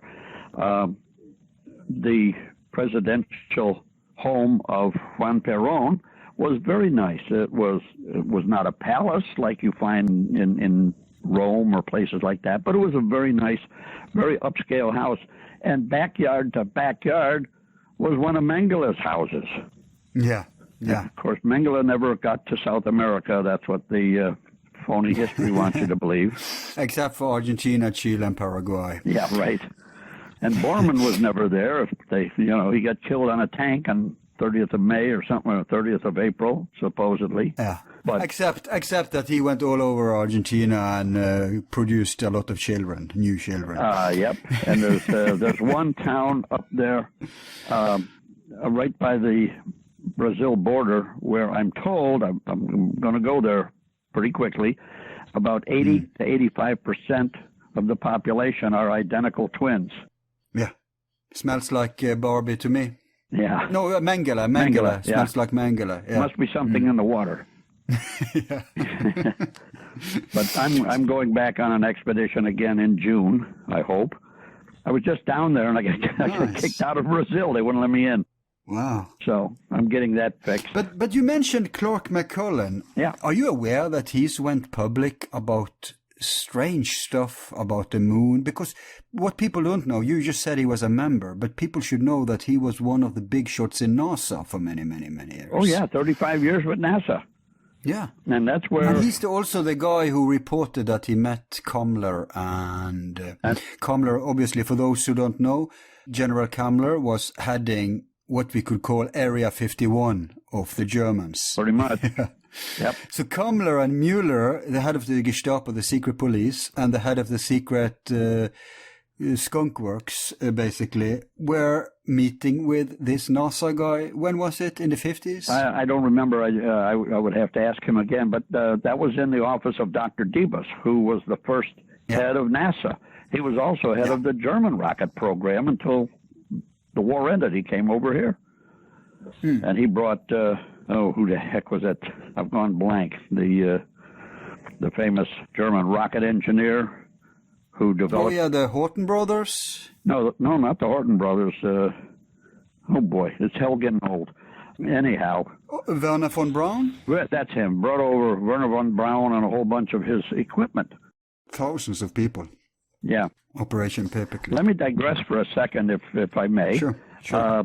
When I was down there last year with Martin, he has a habit of finding everybody we need. And we were in some tiny little town in Uruguay, and he found a gas station mechanic about 40 years old who loved the Third Reich and was collecting their postage stamps. And we were talking, and he says, I have a friend here whose grandfather was in the Luftwaffe. Would you like to speak with him? I said, yeah, okay, fine. Wow. So we met this guy, big, huge, blue-eyed, blonde guy, about 40, spoke perfect English. And he's telling me about his grandfather, started with the gliders and all that. And I'm thinking, okay, they all did, and it's a nice story, but so what? And he's going along. He says, then my grandfather decided he would rather design airplanes than fly them. And maybe you heard of him. His name is Reimer Horten. Wow. Holy cow, Reimer Horten's grandson? Wow. They took us, he showed us all the blueprints for the flying wing bomber. He still kept them as a souvenir. He was a collector. Yes, and he also has letters from the United States Air Force thanking Reimer Horten for helping design the stealth fighter and the B-2 bomber. And he says, but I don't know as much. Would you like to talk to my father, who was Reimer Horten's son? I said, of course I would. Good God. So he put me in contact with Horten's son. And so we're back and forth on email. And when I go back down to South America in a couple of months, I'm going to stop and visit with the son of Reimer Horten. Wow. Yeah. That's quite an update. Yeah. But you should, when you talk with these people, always remember to sneak in some French questions. Like, if you talk with Clark McCullen, you ask him about the UFOs. If you talk with the Horten, you ask him if they were, working on something exotic. Okay. That's very important, because these days everything is coming out, but it's a huge mesh of conspiracy theories, wacko stuff, disinformation, misinformation, and weird facts. So if we're going to try to unravel this thing, first-hand sources is gold. That's a typical tactic of the spooks, is to load you up with so much false information. By the time you get through digging through everything, you're so fed up with it, you can't find the real stuff from the phony stuff. Yeah. But I gotta call Clark McCullen. Anyhow, there's a real nice German restaurant near where he lives. I'll have to call him up and take him out to lunch. You do that because it's only 30-40 minutes. And maybe you should check his interview online about the UFOs and stuff, so you're prepared. But but the photos you provided are first-hand. They are excellent, and they are not disinfo. They are from your source. What did you call the person? Bizarro, yeah, and they are bizarre. And people will see. We'll put these photos out in the video for this when this goes online, and people can see for themselves. It's so fantastic, and it seems to me, if these photos really are from what were going on, it's probably before the war ended. And if they had these equipments, these caves, these, I don't know, structures, call them what you want, already then, imagine what they could do after the war. Yeah. And with that much time, that much resources, that much money, that much brain power. Also, as I suggested, maybe the United States didn't go down there right away, give them time to develop whatever they needed to develop as part of a quid pro quo. You know, we'll give you all this stuff. And how many thousands came from Germany to Argentina also? Kurt Tank, Professor Kurt Tank, the guy who designed the Focke-Wulf FW-190.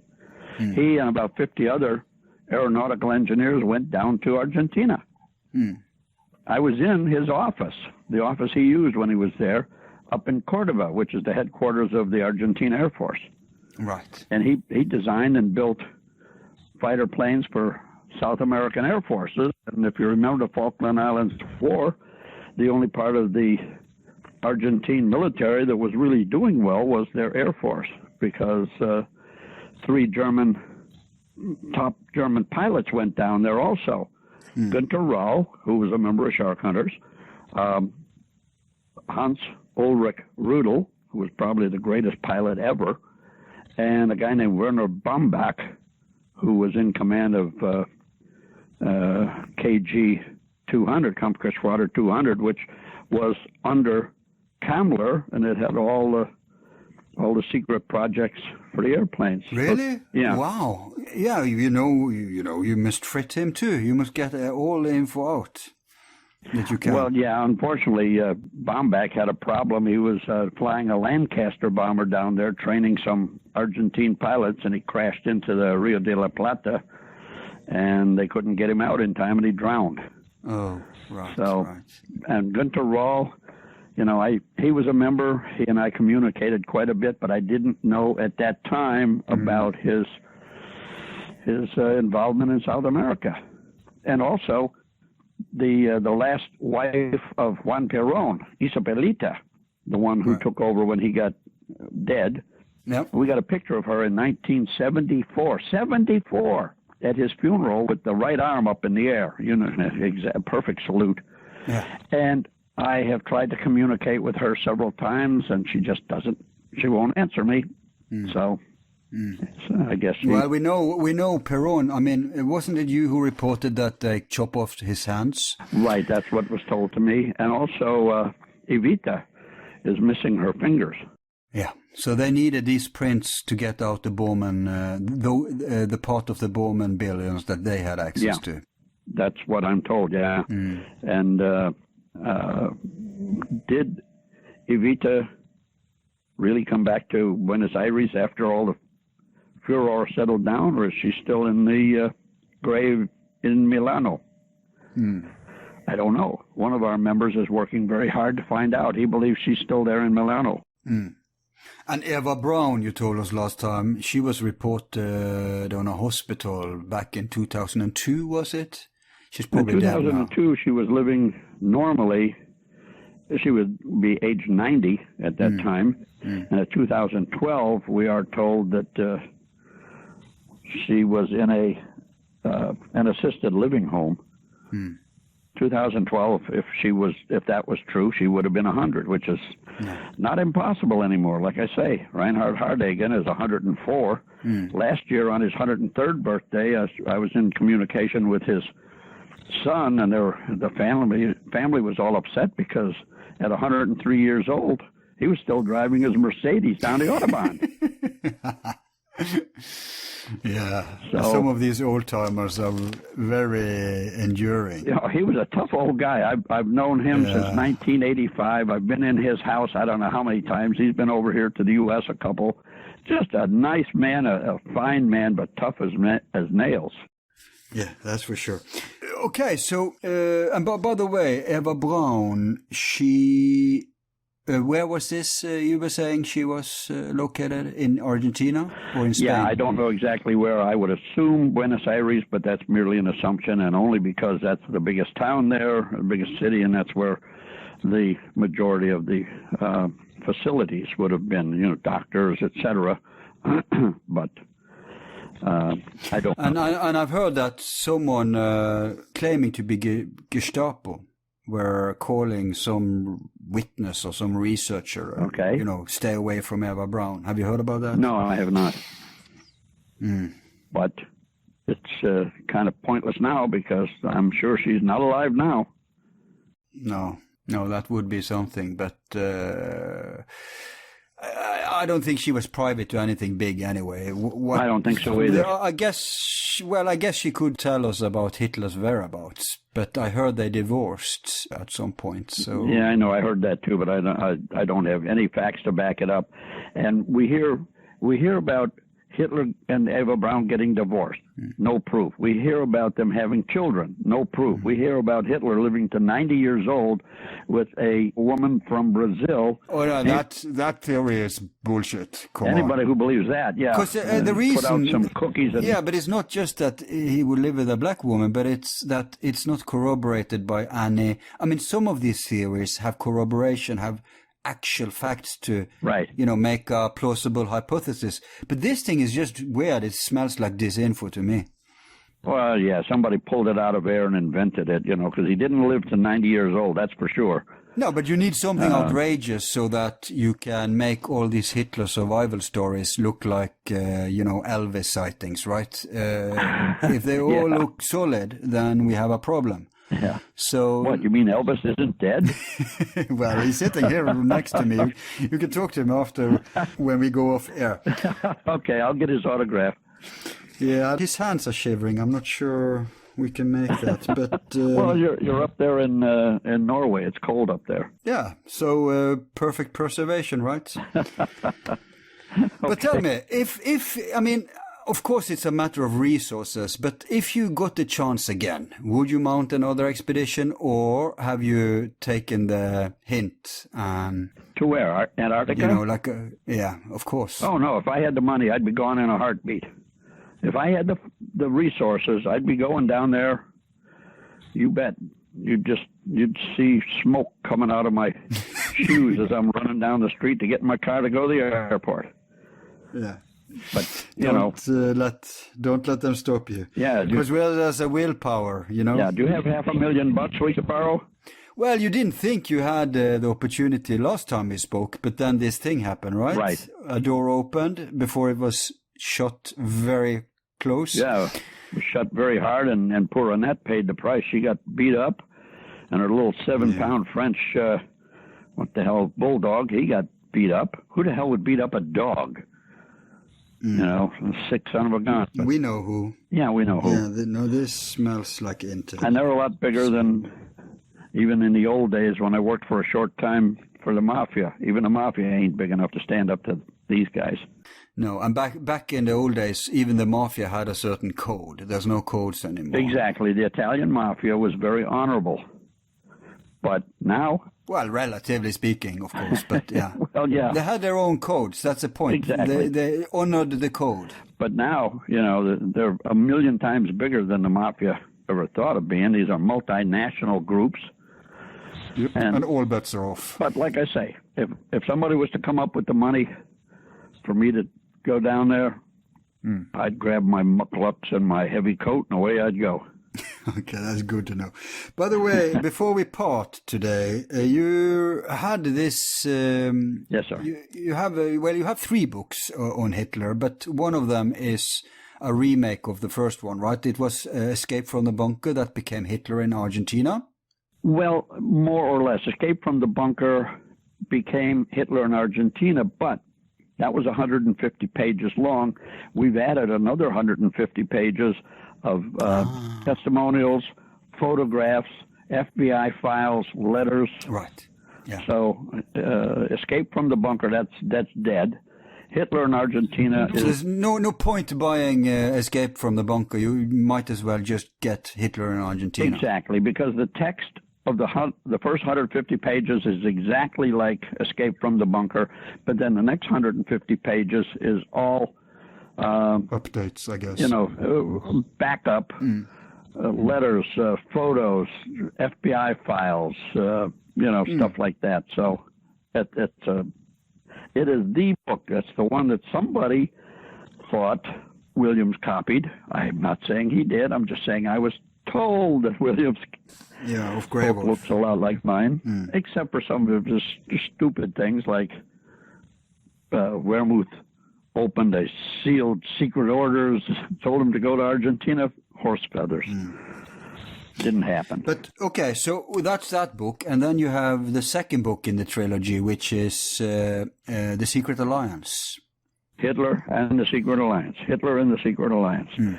This tells how the foundation was laid by all the Germans coming over there before anybody ever heard of Adolf Hitler, 1905, 1906, 7, etc.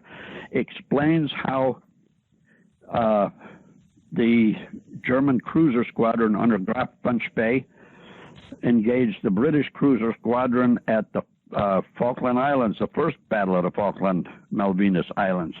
And the German ships were all sunk except for the cruiser Dresden, which was 1 knot faster than the British ships, so it could outrun them. And it went all through the Magellan Strait, and there was a young Oberleutnant by the name of Wilhelm Canaris on board. And he took specific notes on every little cove and harbor that could be used to hide a ship or boat or submarine or anything.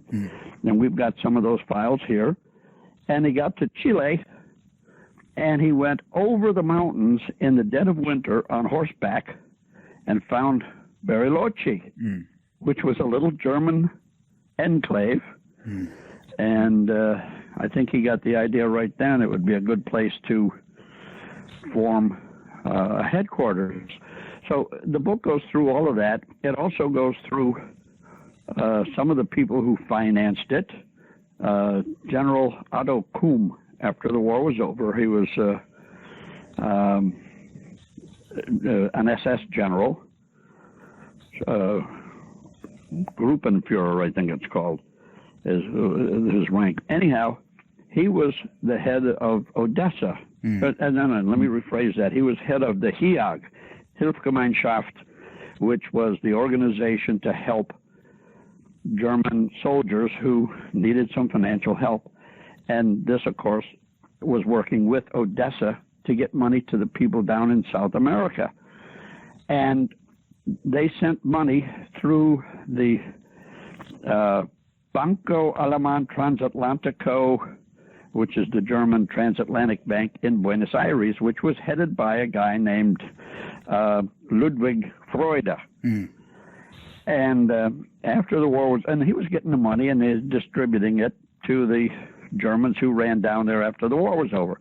And so about 1947, I guess it was, somewhere around there, the International Criminal Commission, or whatever they're called, sent down a formal extradition request to Van Peron to extradite Freude. And he sent back the note, Freude is my personal friend. He's not leaving Argentina. Right. So Buenos Aires is so full of historic places. I have lunch at a place called the ABC Restaurant. This is where Mengele and Eichmann and the others would have lunch. And there's all that sorts. That was before they squeezed out Eichmann. Well, yeah, Eichmann got caught, 1960, 61? Yeah, but he was disowned, wasn't he? He was disconnected at that point. That's correct, and that's what cost him his life. He was a they threw a bone to the dogs, I guess. That is exactly correct. And he didn't have any money. The house he and his 2 sons lived in, they built themselves, and it was about 20 feet by 20 feet. That was their house on Garibaldi Street. I was there 2 years ago. There's no more house. It's been torn down, but that property is fenced off. You can't even get on the property to pick up a souvenir rock. But he would ride the bus 3 hours in the morning and 3 hours in the evening to come home. He worked at Mercedes of Argentina as just a laborer on the line. And I was out there. We visited there. I was some kind of an automotive engineer, according to Martin, so we got the tour. And he had no money. He couldn't buy protection. And as you say, he was cast adrift by the big guys. Yeah. And so 6 guys from the Mossad came over, and I was right at the place where they ambushed him. They drugged him. They stuck him in a suitcase and sent him back to Tel Aviv. His son was so infuriated. His son looked like he was in his late 20s at the time. He started wearing a swastika armband and started flying the swastika flag alongside the Argentine flag at their house. Yeah. And 2 years ago when I was there, I spent an hour talking with the tailor, the guy who made Eichmann's clothes. Mm-hmm. And I tried to jot down what I could from memory because he wouldn't let me record it. Mm. So... But, Grand Admiral Dönitz stated in 1943 that the German submarine fleet is proud of having built for the Führer in another part of the world a Shangri-La on land, an impregnable fortress. Now, most people usually think that this quote is, and note the time, it's in 1943, it's after the Antarctica expeditions, and it's plenty of time to build something. So most people think they're referring to Argentina, Bariloche, stuff like that. But the quote, built for in another part of the world, a Shangri-La on land, an impregnable fortress, doesn't sound like Argentina or Bariloche to me. But it sounds, when we see these pictures you're sending me, and we know that they started in 1938, by 1943 they would be finished. They would have been able to build something by that time. Yeah, what do you think? I know that's one theory, but I kind of think Bariloche was what he was referring to because that's where Hitler wound up for 10 years after the war. Yeah, but they couldn't send an old man to the icy parts, at least not if there were war over the bases. Again, we're speculating hypothesis, but... Yeah, it could be. But when Don Angel, you'll read this in Hitler in Argentina, Don Angel said that 1952, he flew down there and he described the area where he landed, which was all middle of winter, covered with snow. He said it was Antarctica. Right. But he described the buildings and everything, and that's exactly the way the estate looks at the Bariloche. It's actually near the town of Villa Langostura on the other side of the lake. But he was describing that area in perfect detail. Something else that a lot of people are not aware of. There's a magnificent resort there in Bariloche, built in 1938 with German money. The name I'll spell it, Llao-Llao. Ciao Ciao. In Argentine Spanish, it's Xiao Xiao. And that's where the presidents of America have gone, Yeah. Eisenhower was there during his presidency. Yeah. Carter was there. Of course, Carter probably thought he was going to Atlanta. He's so dumb. Clinton was there during his presidency. And Obama was there just in, I think, February of 2016. And Hillary. Well, Bill and Hillary were there when Bill was the president. Yeah. And they were meeting with Kirchner and his wife, Christina. Yeah. And back then, Christina was a gorgeous broad, so maybe that's why Bill went. And just this past November, Obama sent John Kerry down there. Well, what are these people doing down there? There's lots of other beautiful resorts. Why this one? Because this is Hitler's resort. Is that why? Okay. Well, they're having some meetings, I think. Who was the president one? Who were you born under? Roosevelt was president when I was born. Oh, right. I was born one day after the Wehrmacht marched into Poland. Wow. 2nd September, 1939. Right. No, but even if Hitler lived there, it would be prudent to live that close to a base in Antarctica. Right. I don't imagine it would be any life, especially not for an old man, to live in a cave in Antarctica. But living in a pristine part, I guess Don Angel called it Antarctica to put off, as a decoy, right? To put off. I would believe so, yes. Yeah. He also said that Eva Braun died in the bunker, but we know that's not true. Yeah. But, well, he probably protected her then. But, right, and keep in mind, too, that right near, right in Bariloche, right on the shore of Lake Nahuel Huapi, Perón built a large military training base for his Alpine troops. And remember, he learned our Alpine fighting in Italy and in Germany in the 30s. And Alpine troops would be very effective in a place like Antarctica. Sure. And Perón was training them there. Yeah, but would you really call Bariloche an impregnable fortress? When they were, I know I would call bases in Antarctica. When they were paying Perón billions of dollars, there's no way a Mossad group of 6 people could sneak up, because I know the kind of security they had around there, land and sea, armed security the Germans had. And the only way to get Hitler then would be to mount a full-scale military invasion of Argentina. Yeah, that's who the heck is going to do that? Yeah, but then again, when he says he built for the Führer a Shangri-La, an impregnable fortress, it doesn't mean, anything you do for the Reich is for the Führer, right? So it doesn't mean a home. It doesn't mean a home. And by the way, Bariloche was built far before 43. So it sounds like... Yes, of course. Yeah, so it sounds like they've been building something and now they're complete. So I'm not so sure that would refer... It can refer to both, of course. Okay. But no, it's a riddle. It's a riddle. But we were talking about your second book. So you're talking about the Secret Alliance. Then you're also talking about the post-war network, I imagine. Or haven't you touched that? Yeah. There was post-war stuff in there too. Boy, I've got 19 books in print, 2 more that I'm proofing to come out in the next 2 weeks. It's hard to remember what's in which book. But your listener... Yeah, because I was going there actually, because it's a trilogy. So I was right. I know you have a third book coming up, so that's where I was going. Right, but the third book is not ready just yet. The 2 that are in the mix right now are U-boat history books. But I'm going down there again in 2 months to do more research and hopefully start working on the third book. But if your listeners want to see what's in Hitler and the Secret Alliance, they can just go to the website, sharkhunters.com, and click on the books, and it explains everything that's in the book.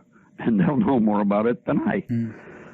What about the third one? What will that be about? That'll be more on proving Hitler was there, and also the spin-offs, what happened to the various guys, because in Hitler and the Secret Alliance, we touched on the lives of dozens of guys from the Third Reich who went down there. Here we're going to expand on it. Not only Germans, but also the head of the Croatian Nazi party, Ante Pavlik.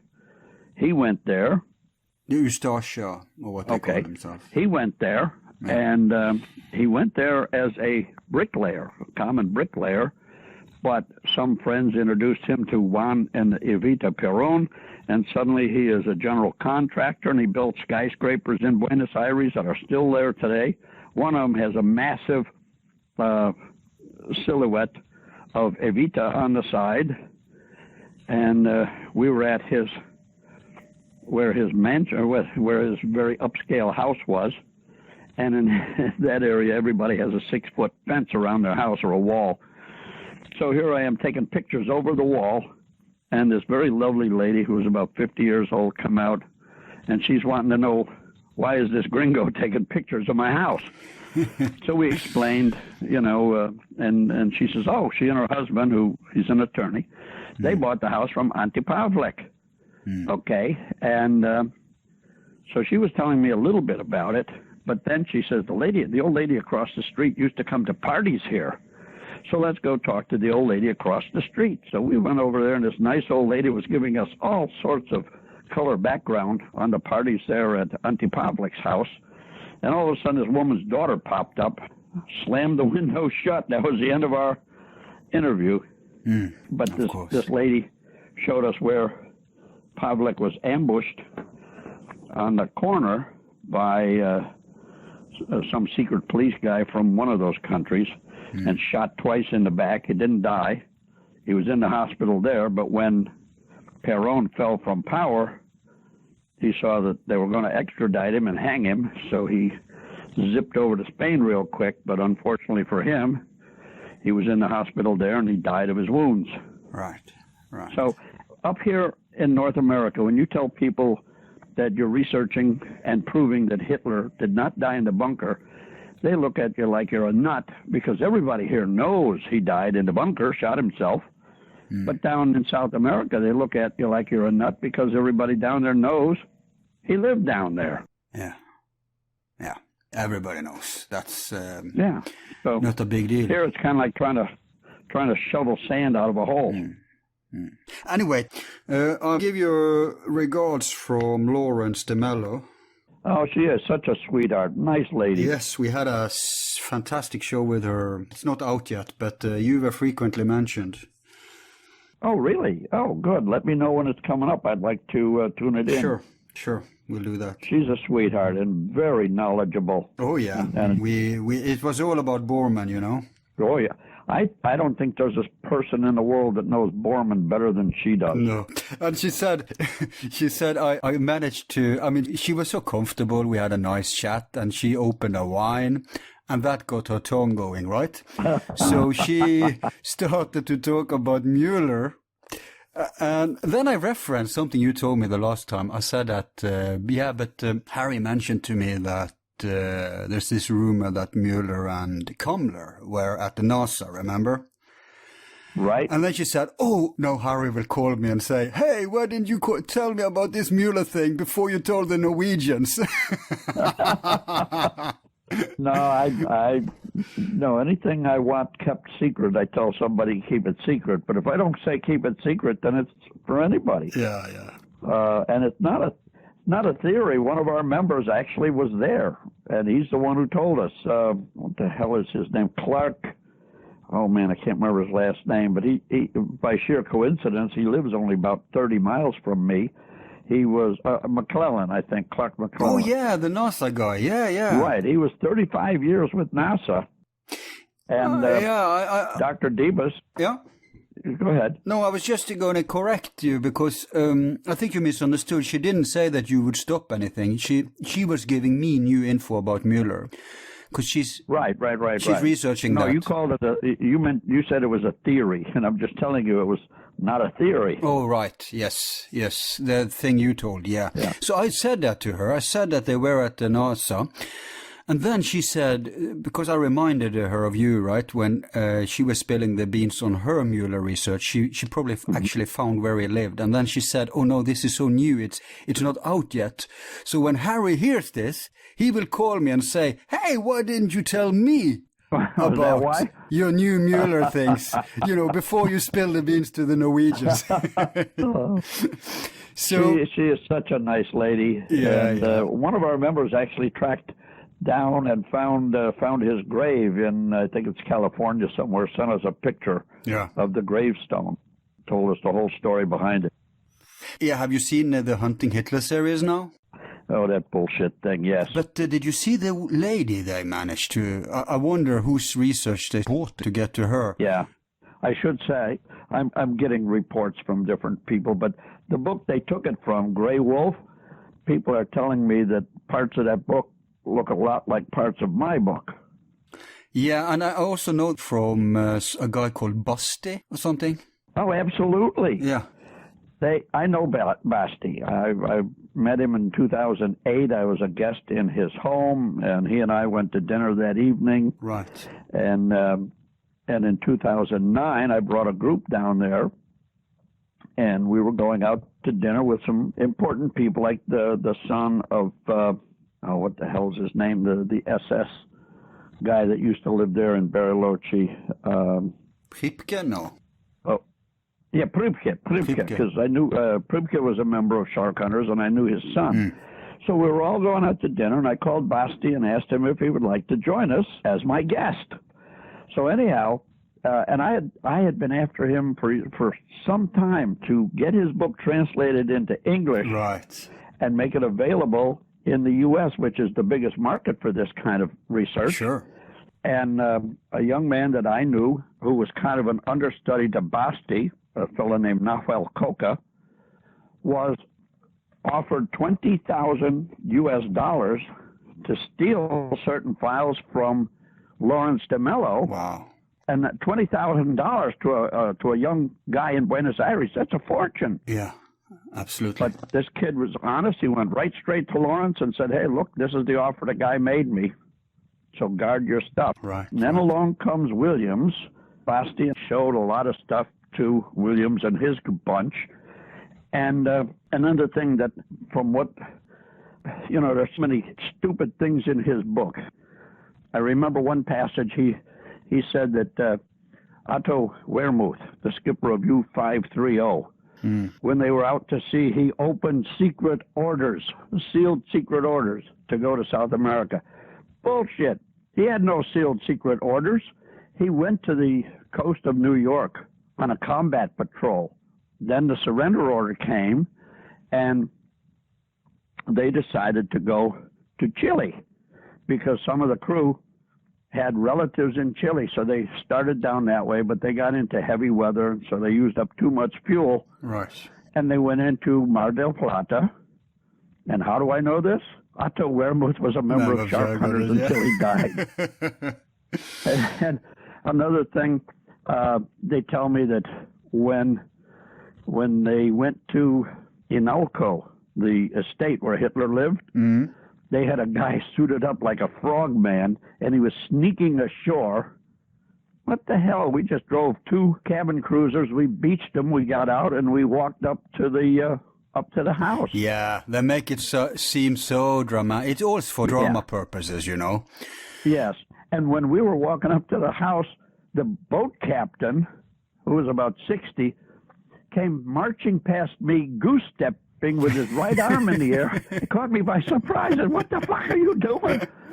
And he says, I know who lived here. Yeah. And again, he put his right arm in the air and put his finger under his nose like a little mustache. I said, yeah, how do you know that? Yeah, but I bet you everybody in Bariloche knows who lived there, Well, he said he grew up there. He said his father was the caretaker. Wow. And the caretaker was Ludolf von Alvensleben. Right. So we're tracking him down. One other thing, and then I'll shut up and let you lead this thing. But they allegedly found the ruins of Hitler's home with Third Reich coins scattered around and little pill bottles by which they proved that Hitler was a pothead or a pillhead. Yeah. Well, I went there just about a year ago. It was February last year. Was that before or after they went there? Oh, that was after they went there. They went there in 2015. I went there in 2016. Okay. I damn near died in the jungle because I was only out of the hospital 4 days before I went down there. Jeez. I had fallen off my roof and was unconscious for a while. Yeah. But anyhow. Yeah, Lawrence told me what kind of Indiana Jones figure you are, so yeah. She is such a sweetheart. Anyhow, we went there up to Misiones province to where these clowns so-called discovered the ruins of this house. It's a state park, for God's sake. It's been open since 1995. And there's a big sign, they put signs on the state parks made out of wood showing the map. And they call it Borman's house, but it really was not his either. So we went there, and it was a safe house. Yeah. Because it's up in that little finger of Argentina. And from this safe house up on a little bit of a hill, you look to the west, and there's the Parana River, and right across there is Paraguay. And to the east, about 12, 15 kilometers, is Brazil. Right. So after Juan Perón fell out of power, the guys from the Third Reich had to scatter. And then when we got back to the park rangers headquarters, they told us the film crew brought all those coins and those bottles and scattered them around so they could find them on camera. Yeah, of course. That's flat out sensational. Yeah, yes, it's sensationalism, and they pulled the same stunt up in when they went to Colonia Dignidad, because they were portraying it as if this was 1970, right? They were going in full commando with night vision goggles and, we're so tough, right? Geez. Fact of the matter is, it's a goddamn restaurant today. It's open to the public. It's new management, I know. And they're pretending like, oh, a bunch of Gestapo will pop up from the bushes any time now, right? That's how they portray this, like a bad B-movie. Like they were tough guys. Yeah, exactly. If they had gone there in 1970, they wouldn't have got out. Yeah, but then they would be tough guys. That's right. And now that's on the History Channel, which is no longer called the History Channel because it was bought out. It's just merely called History. Oh. It's owned by A&E, which in turn is owned by Disney. Right. And I wrote to the president of A&E, never got an answer. They don't care as long as the money keeps rolling in. Yeah.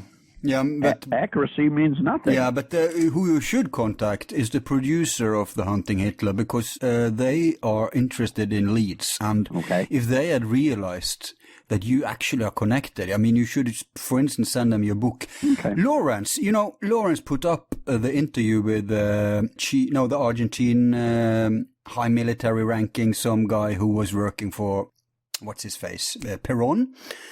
And who met Bormann, right? Oh, yeah. And they picked up on that, and they went to her. They actually bought this interview from Lawrence, and they aired it in one of the episodes of Hunting Hitler. Boy. Well, I'd love to find out that's what you should do, really. You should go straight to the producers, Well, do you know who the producer is? But that's no secret. You can find out online in minutes. Oh, okay. In fact, I can find out for you and send you the info if you like. Super. Thank you. In fact, you can ask Lawrence. I mean, she's been in touch with them. Okay. So she probably knows who contacted her. All right, yeah. Just a friendly advice. I wouldn't go on them immediately with guns blazing. I'd rather just send them the book and tell them how connected you are and what do you want to know and blah, blah, blah. That's how I would go about it. Yeah, because some of my people in Buenos Aires, I have a network in 77 countries here because my info, all of it is just priceless. And exposed on my website, which gets 14 million hits a year. But your last show is very popular. It's in 1 year, it's have 130,000 listeners in 1 year. Wow. Yeah. So I guess that I guess you got some sales for the Argentina book from there.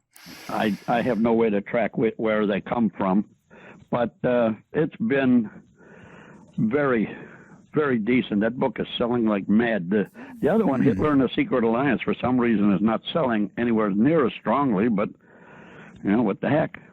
We just write it. Well, now that you mention it consists of post-war stuff and UFOs, I guess that will change a little.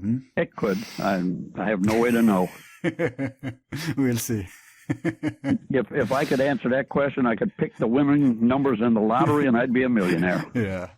And I'd be on my way to Antarctica. Exactly. Hey, now you say something. Maybe you should write an Antarctica book. That would probably, all the rumors, all the stuff in one go. And bam, you have the finances. Okay. It might be worth looking at in my spare time. Yeah, but then again, books don't make you rich these days, does it? No, they certainly don't. And I don't get paid for the books anyhow. It all goes to shark hunters, and I don't get a salary. Nobody gets a salary. No, but shark hunters could finance an expedition if they had the money for it, Oh, yeah.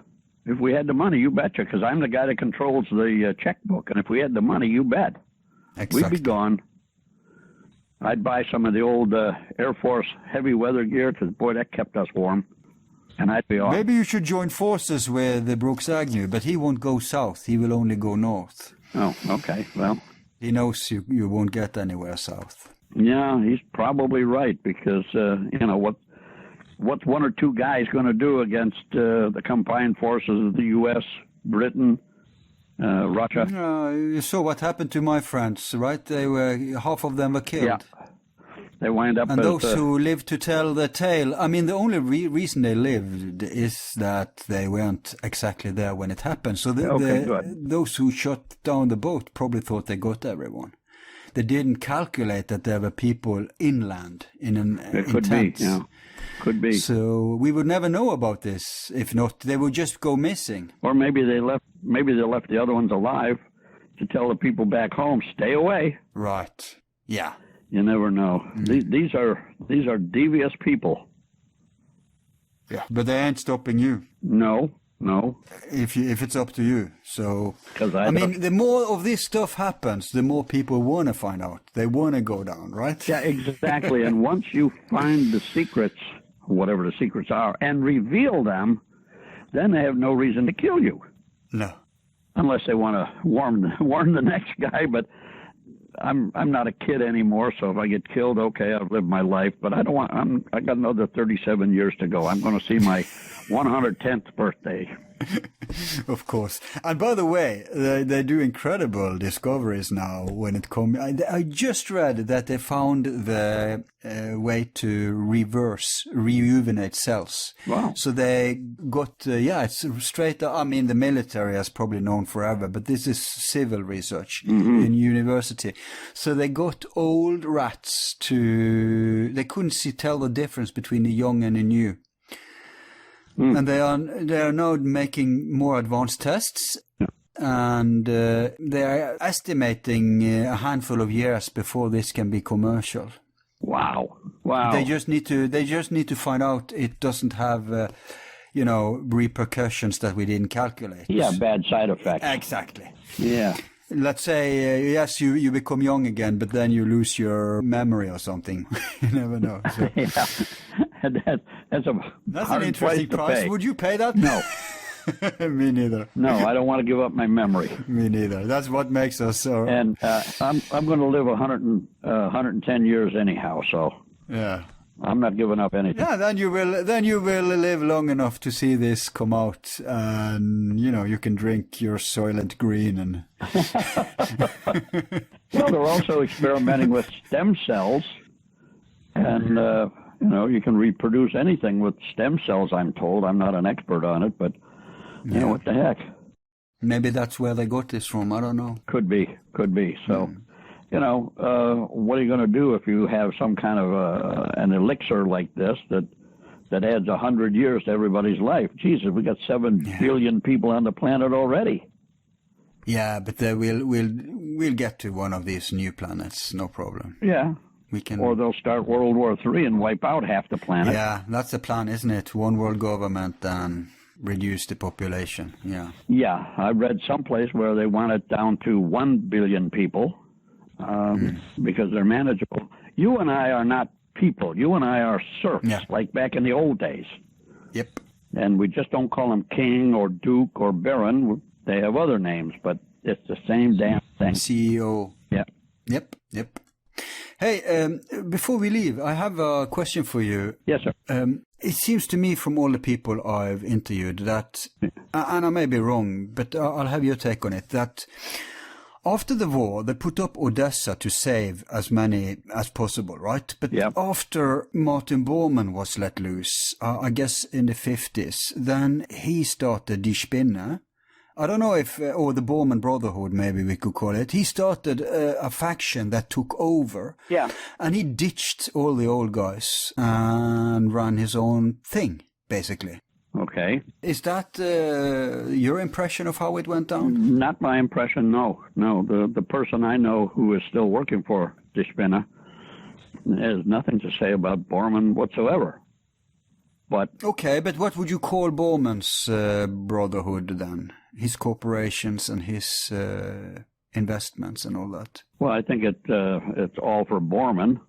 And, everything that was done had to be for Bormann, in his mind. He was the guy. Yeah, but didn't he have Barbie on board? I'm sorry, say again? Didn't he have Klaus Barbie on board and some of the people were with him? Yeah, up to a point, but then Klaus Barbie became an asset of the CIA. Yeah. And his handler was Pierre Salinger, who later became the press guy for John F. Kennedy. Wow. Yeah, these guys are all kind of intertwined. Yeah. How do you know Bormann wasn't working for the CIA too?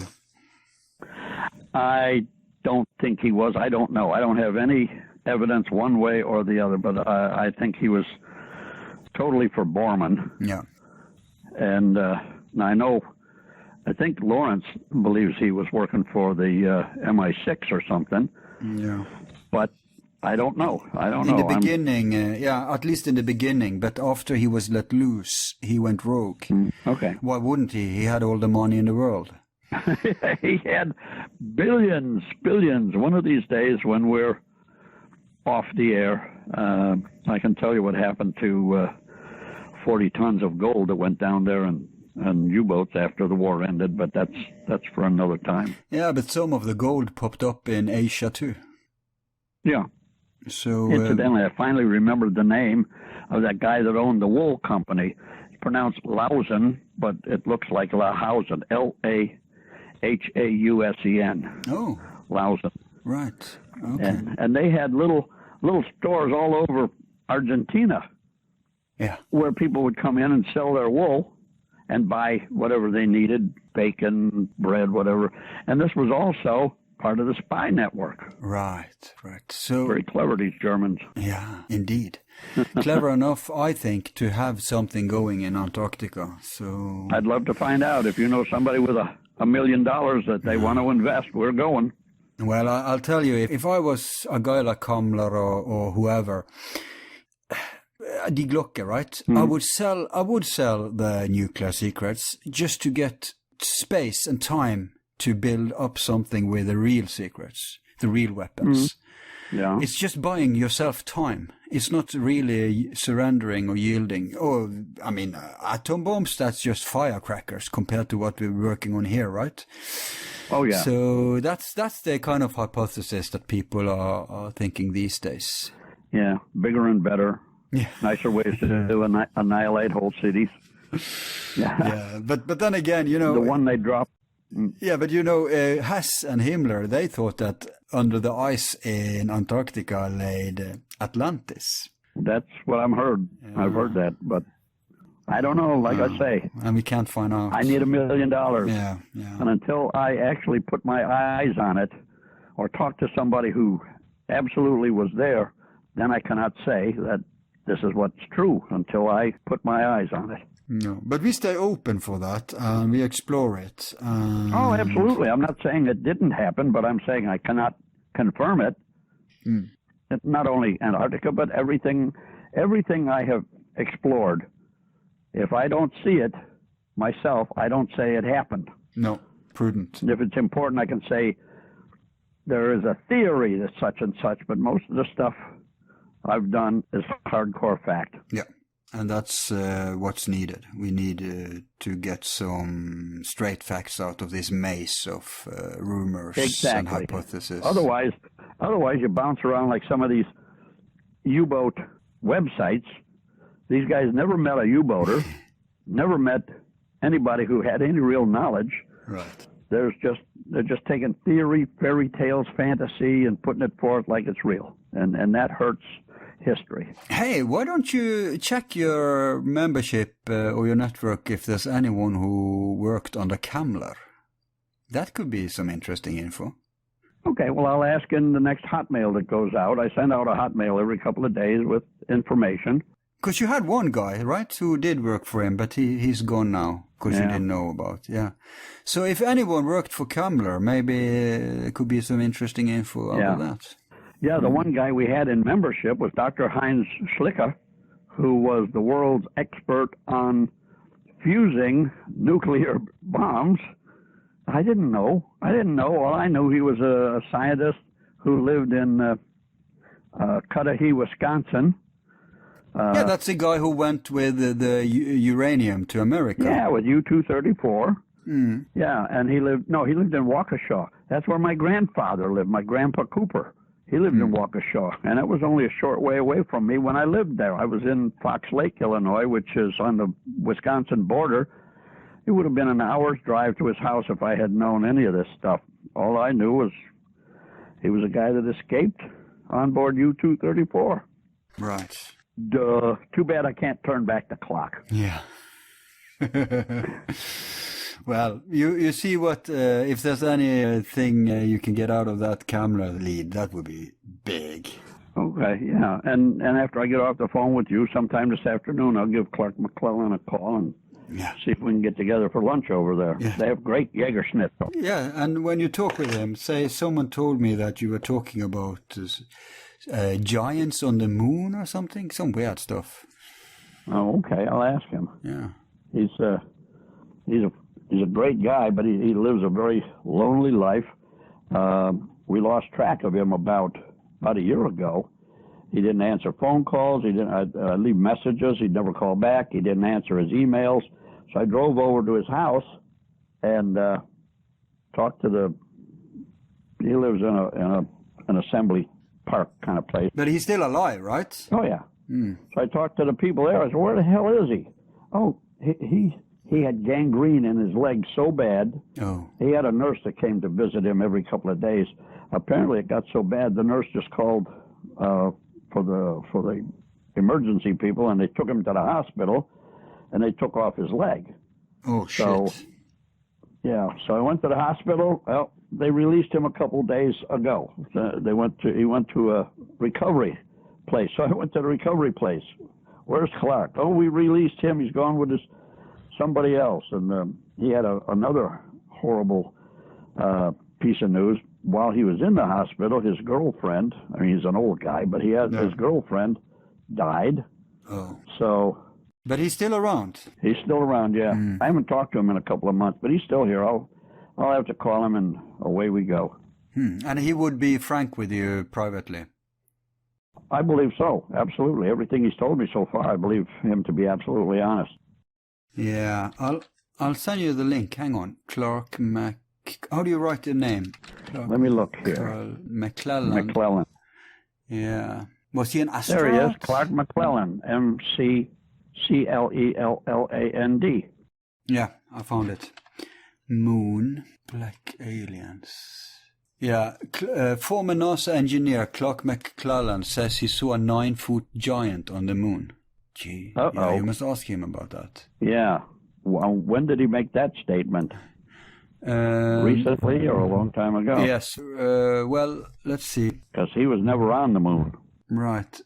Claims to have said in an astronaut suit in the bay of the shuttle. The story is true, he said, giving a test. Well, it was leaked, and then he confirmed it. Uh-huh. It was a sighting, let's say, the channel remarkable. McClellan claims he was monitoring the shuttle from the Kennedy Space Center in Cape Canaveral, Florida, at the time of the sighting. Well, yeah, that's possible. In 91. It happened in 91. Okay. He was probably forbidden to tell about it.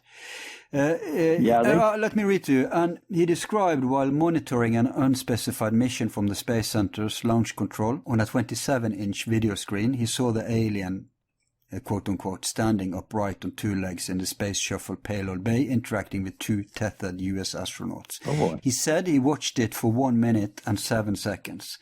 He says on another occasion he also saw a UFO at the rear of the shuttle. He has detailed experiences on his website, where he also claims to have been involved in 800 plus NASA operations, including the Apollo missions, the launching of the International Space Station, and the Space Shuttle program. Wow. The website includes a picture labeled as him with Judy Resnick, the second ever U.S. female astronaut who died in '86 Challenger Space Shuttle disaster. Yeah. Right. So that's it. So you ask him about that. Okay. If you want, send me an email with whatever questions you think I should ask him, and then I'll just call him up and ask him out to lunch. Well, you know what? I'll send you the link, and Okay. You don't need me to invent questions when you read this outlandish info. It may be true, but it's wild. So there's a million questions that begs itself. Well, let's see here. I'm sending you the link. We'll linger over our Jaeger Schnitzel for a couple hours. Yeah. Maybe you should bring a recorder. How old is he? Does he have long legs? He's probably my age or maybe a little bit younger, but he's in terrible health. Yeah, and he, you know what? U.S. Space Agency has never refuted his story. Yeah, I know, but they have treated him very badly. Yeah. He was there 35 years with NASA. He has no pension. No retirement. Wow. He lives in a shitty little hovel, and he has no money. He gets about. No wonder he's blowing the whistle. He has nothing to lose. Yeah. He lives on his Social Security. That's all he lives on. That's pretty harsh. That's too bad, yeah. Why did they punish him? Did he talk too much? Do you know? I think that's what it is. That's what he tells me it was. So yeah. I don't know. Fortunately, nobody can punish you and me for talking. Well, maybe they can. No, they can't get me fired. I don't have a job. Exactly. So, and I don't take a salary from shark hunters. Nobody does. Okay. So there you go. The only thing they can do is arrange an accident. Yeah. So, and I don't think we're important enough. It would bring attention to you if they did. Right, and you're right. I'm not important enough. It would validate everything you're saying if they did. Yeah. So I know that if they have any sense, I won't have a mysterious car crash, because I used to spend Sunday afternoons at 190 miles an hour. That's 300 kilometers an hour on the speedways racing. Yeah. I'm not going to commit suicide. So, and I'm in great health. My last physical showed that I was going to live for a long, long time. So probably some crazed illegal alien will come and shoot me. Or maybe one of these tall aliens from outer space. Yeah, that's one of these 9-foot tall giants. Hey, another question about, yes, have you heard about alleged caves and bases in the South American mountain ranges that they allegedly have had back under? Yeah, I've heard about it, but I don't know anything firsthand. Because there are rumors, about UFOs in the Andes Mountains too.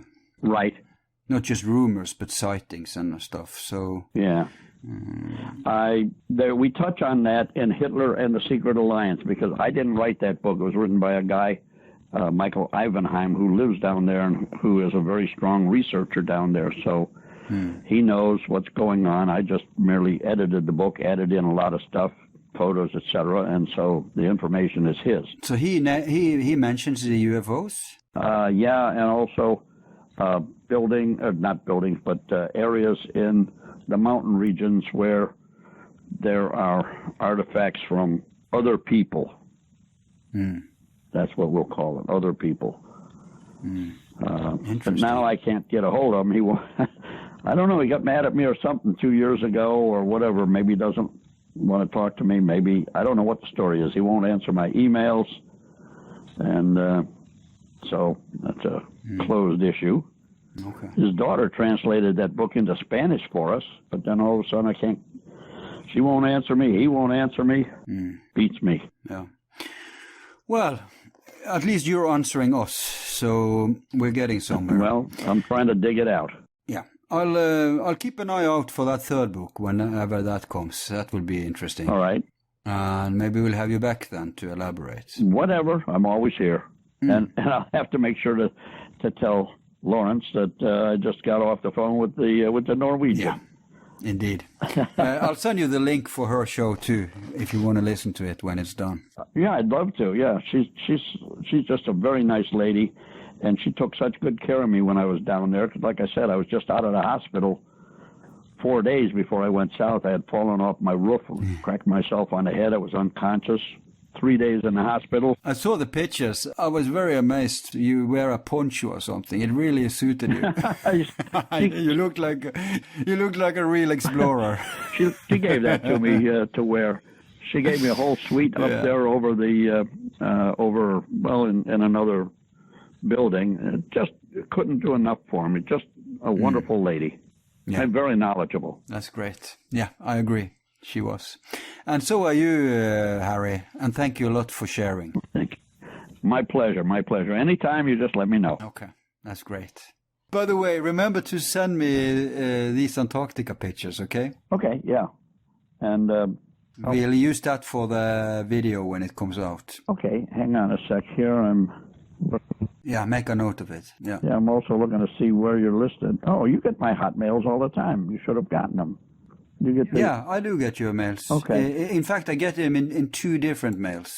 Oh, well, okay. Oh, did you send the pictures in one of the Shark Hunter mails? I think I did some time ago, but I'll go back through and I'll dig them up. Yep.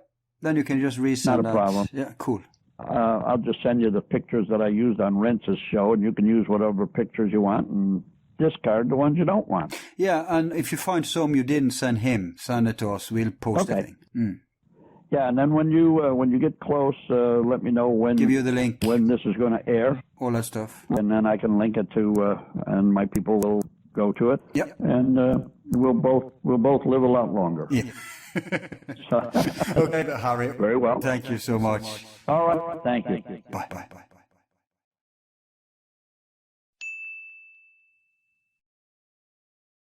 Now, as you heard in the show today, we referenced an interview Harry gave to Renz, which was given, I think, 2016, where he elaborates much more on the Antarctica expedition that he hoped to muster at that time, as well as some of the anomalies and weirdness that is Antarctica, including connected to World War II.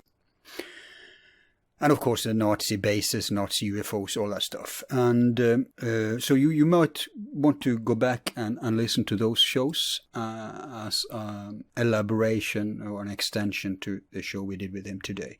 I believe they also did a follow-up when it was known that it wouldn't come to pass.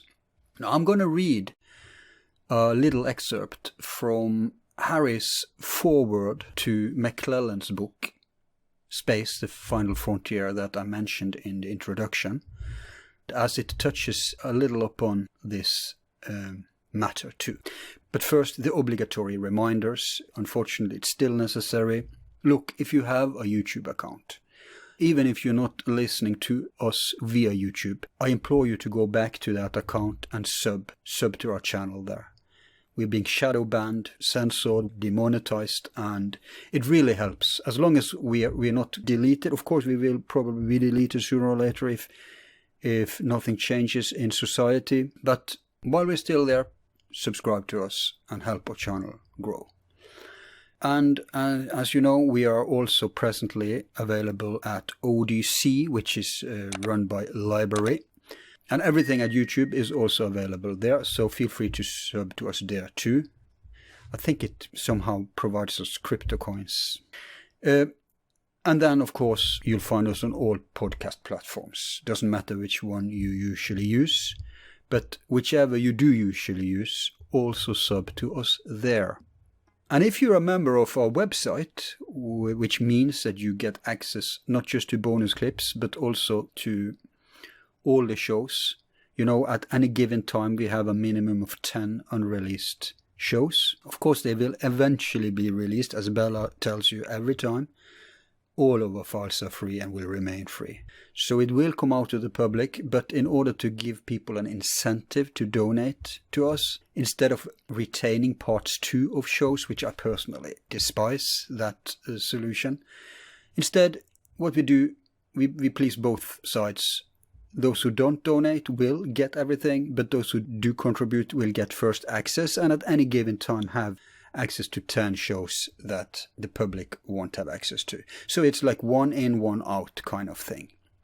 I believe that's a fair model which should satisfy everyone. Donators have an incentive to get some exclusives and non-donators will eventually also get everything.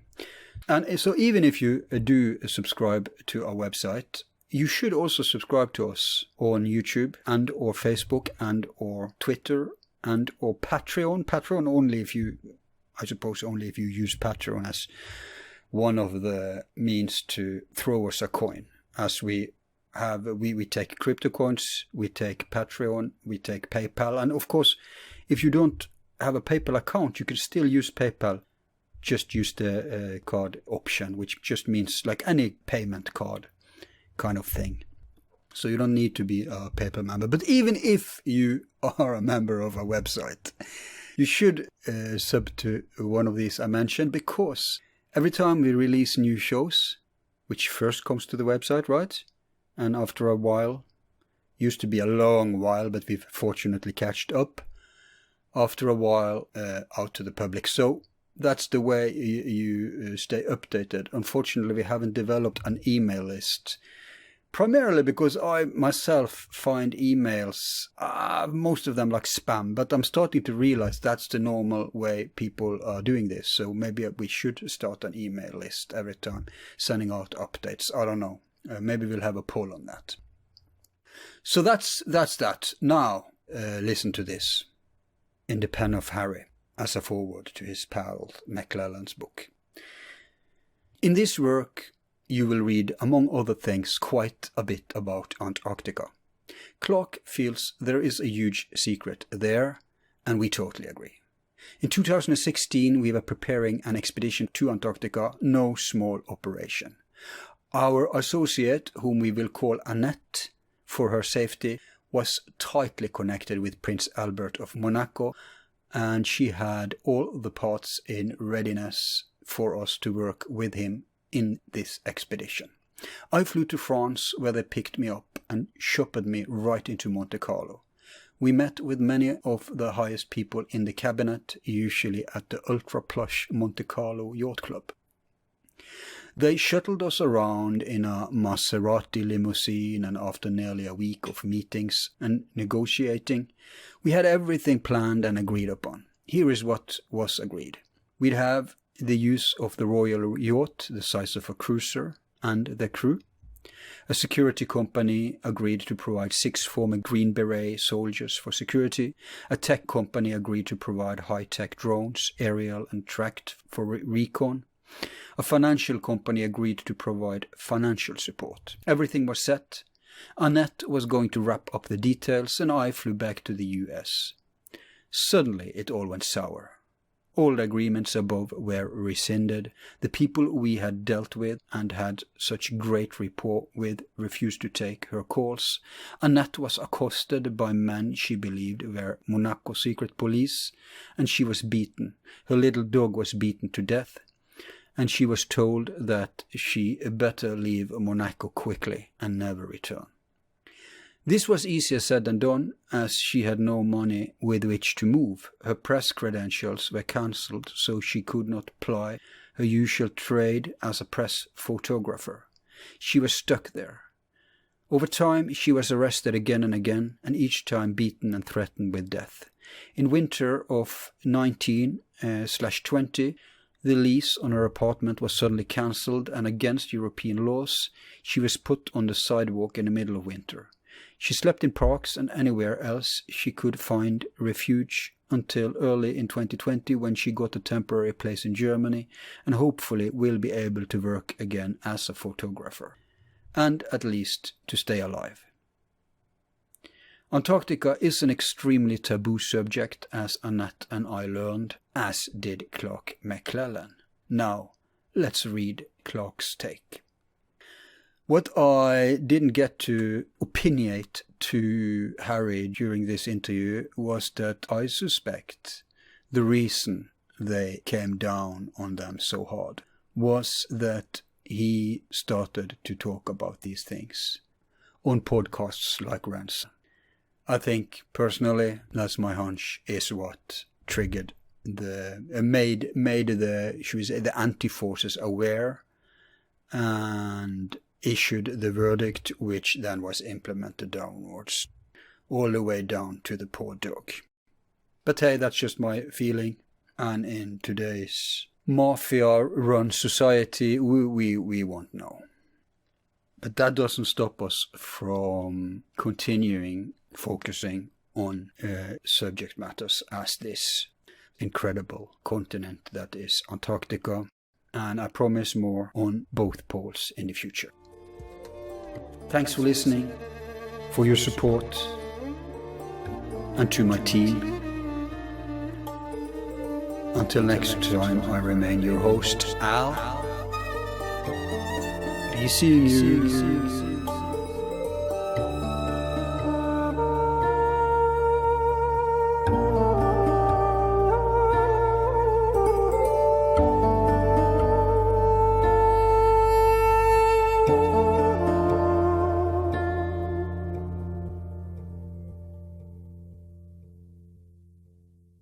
Who is number one?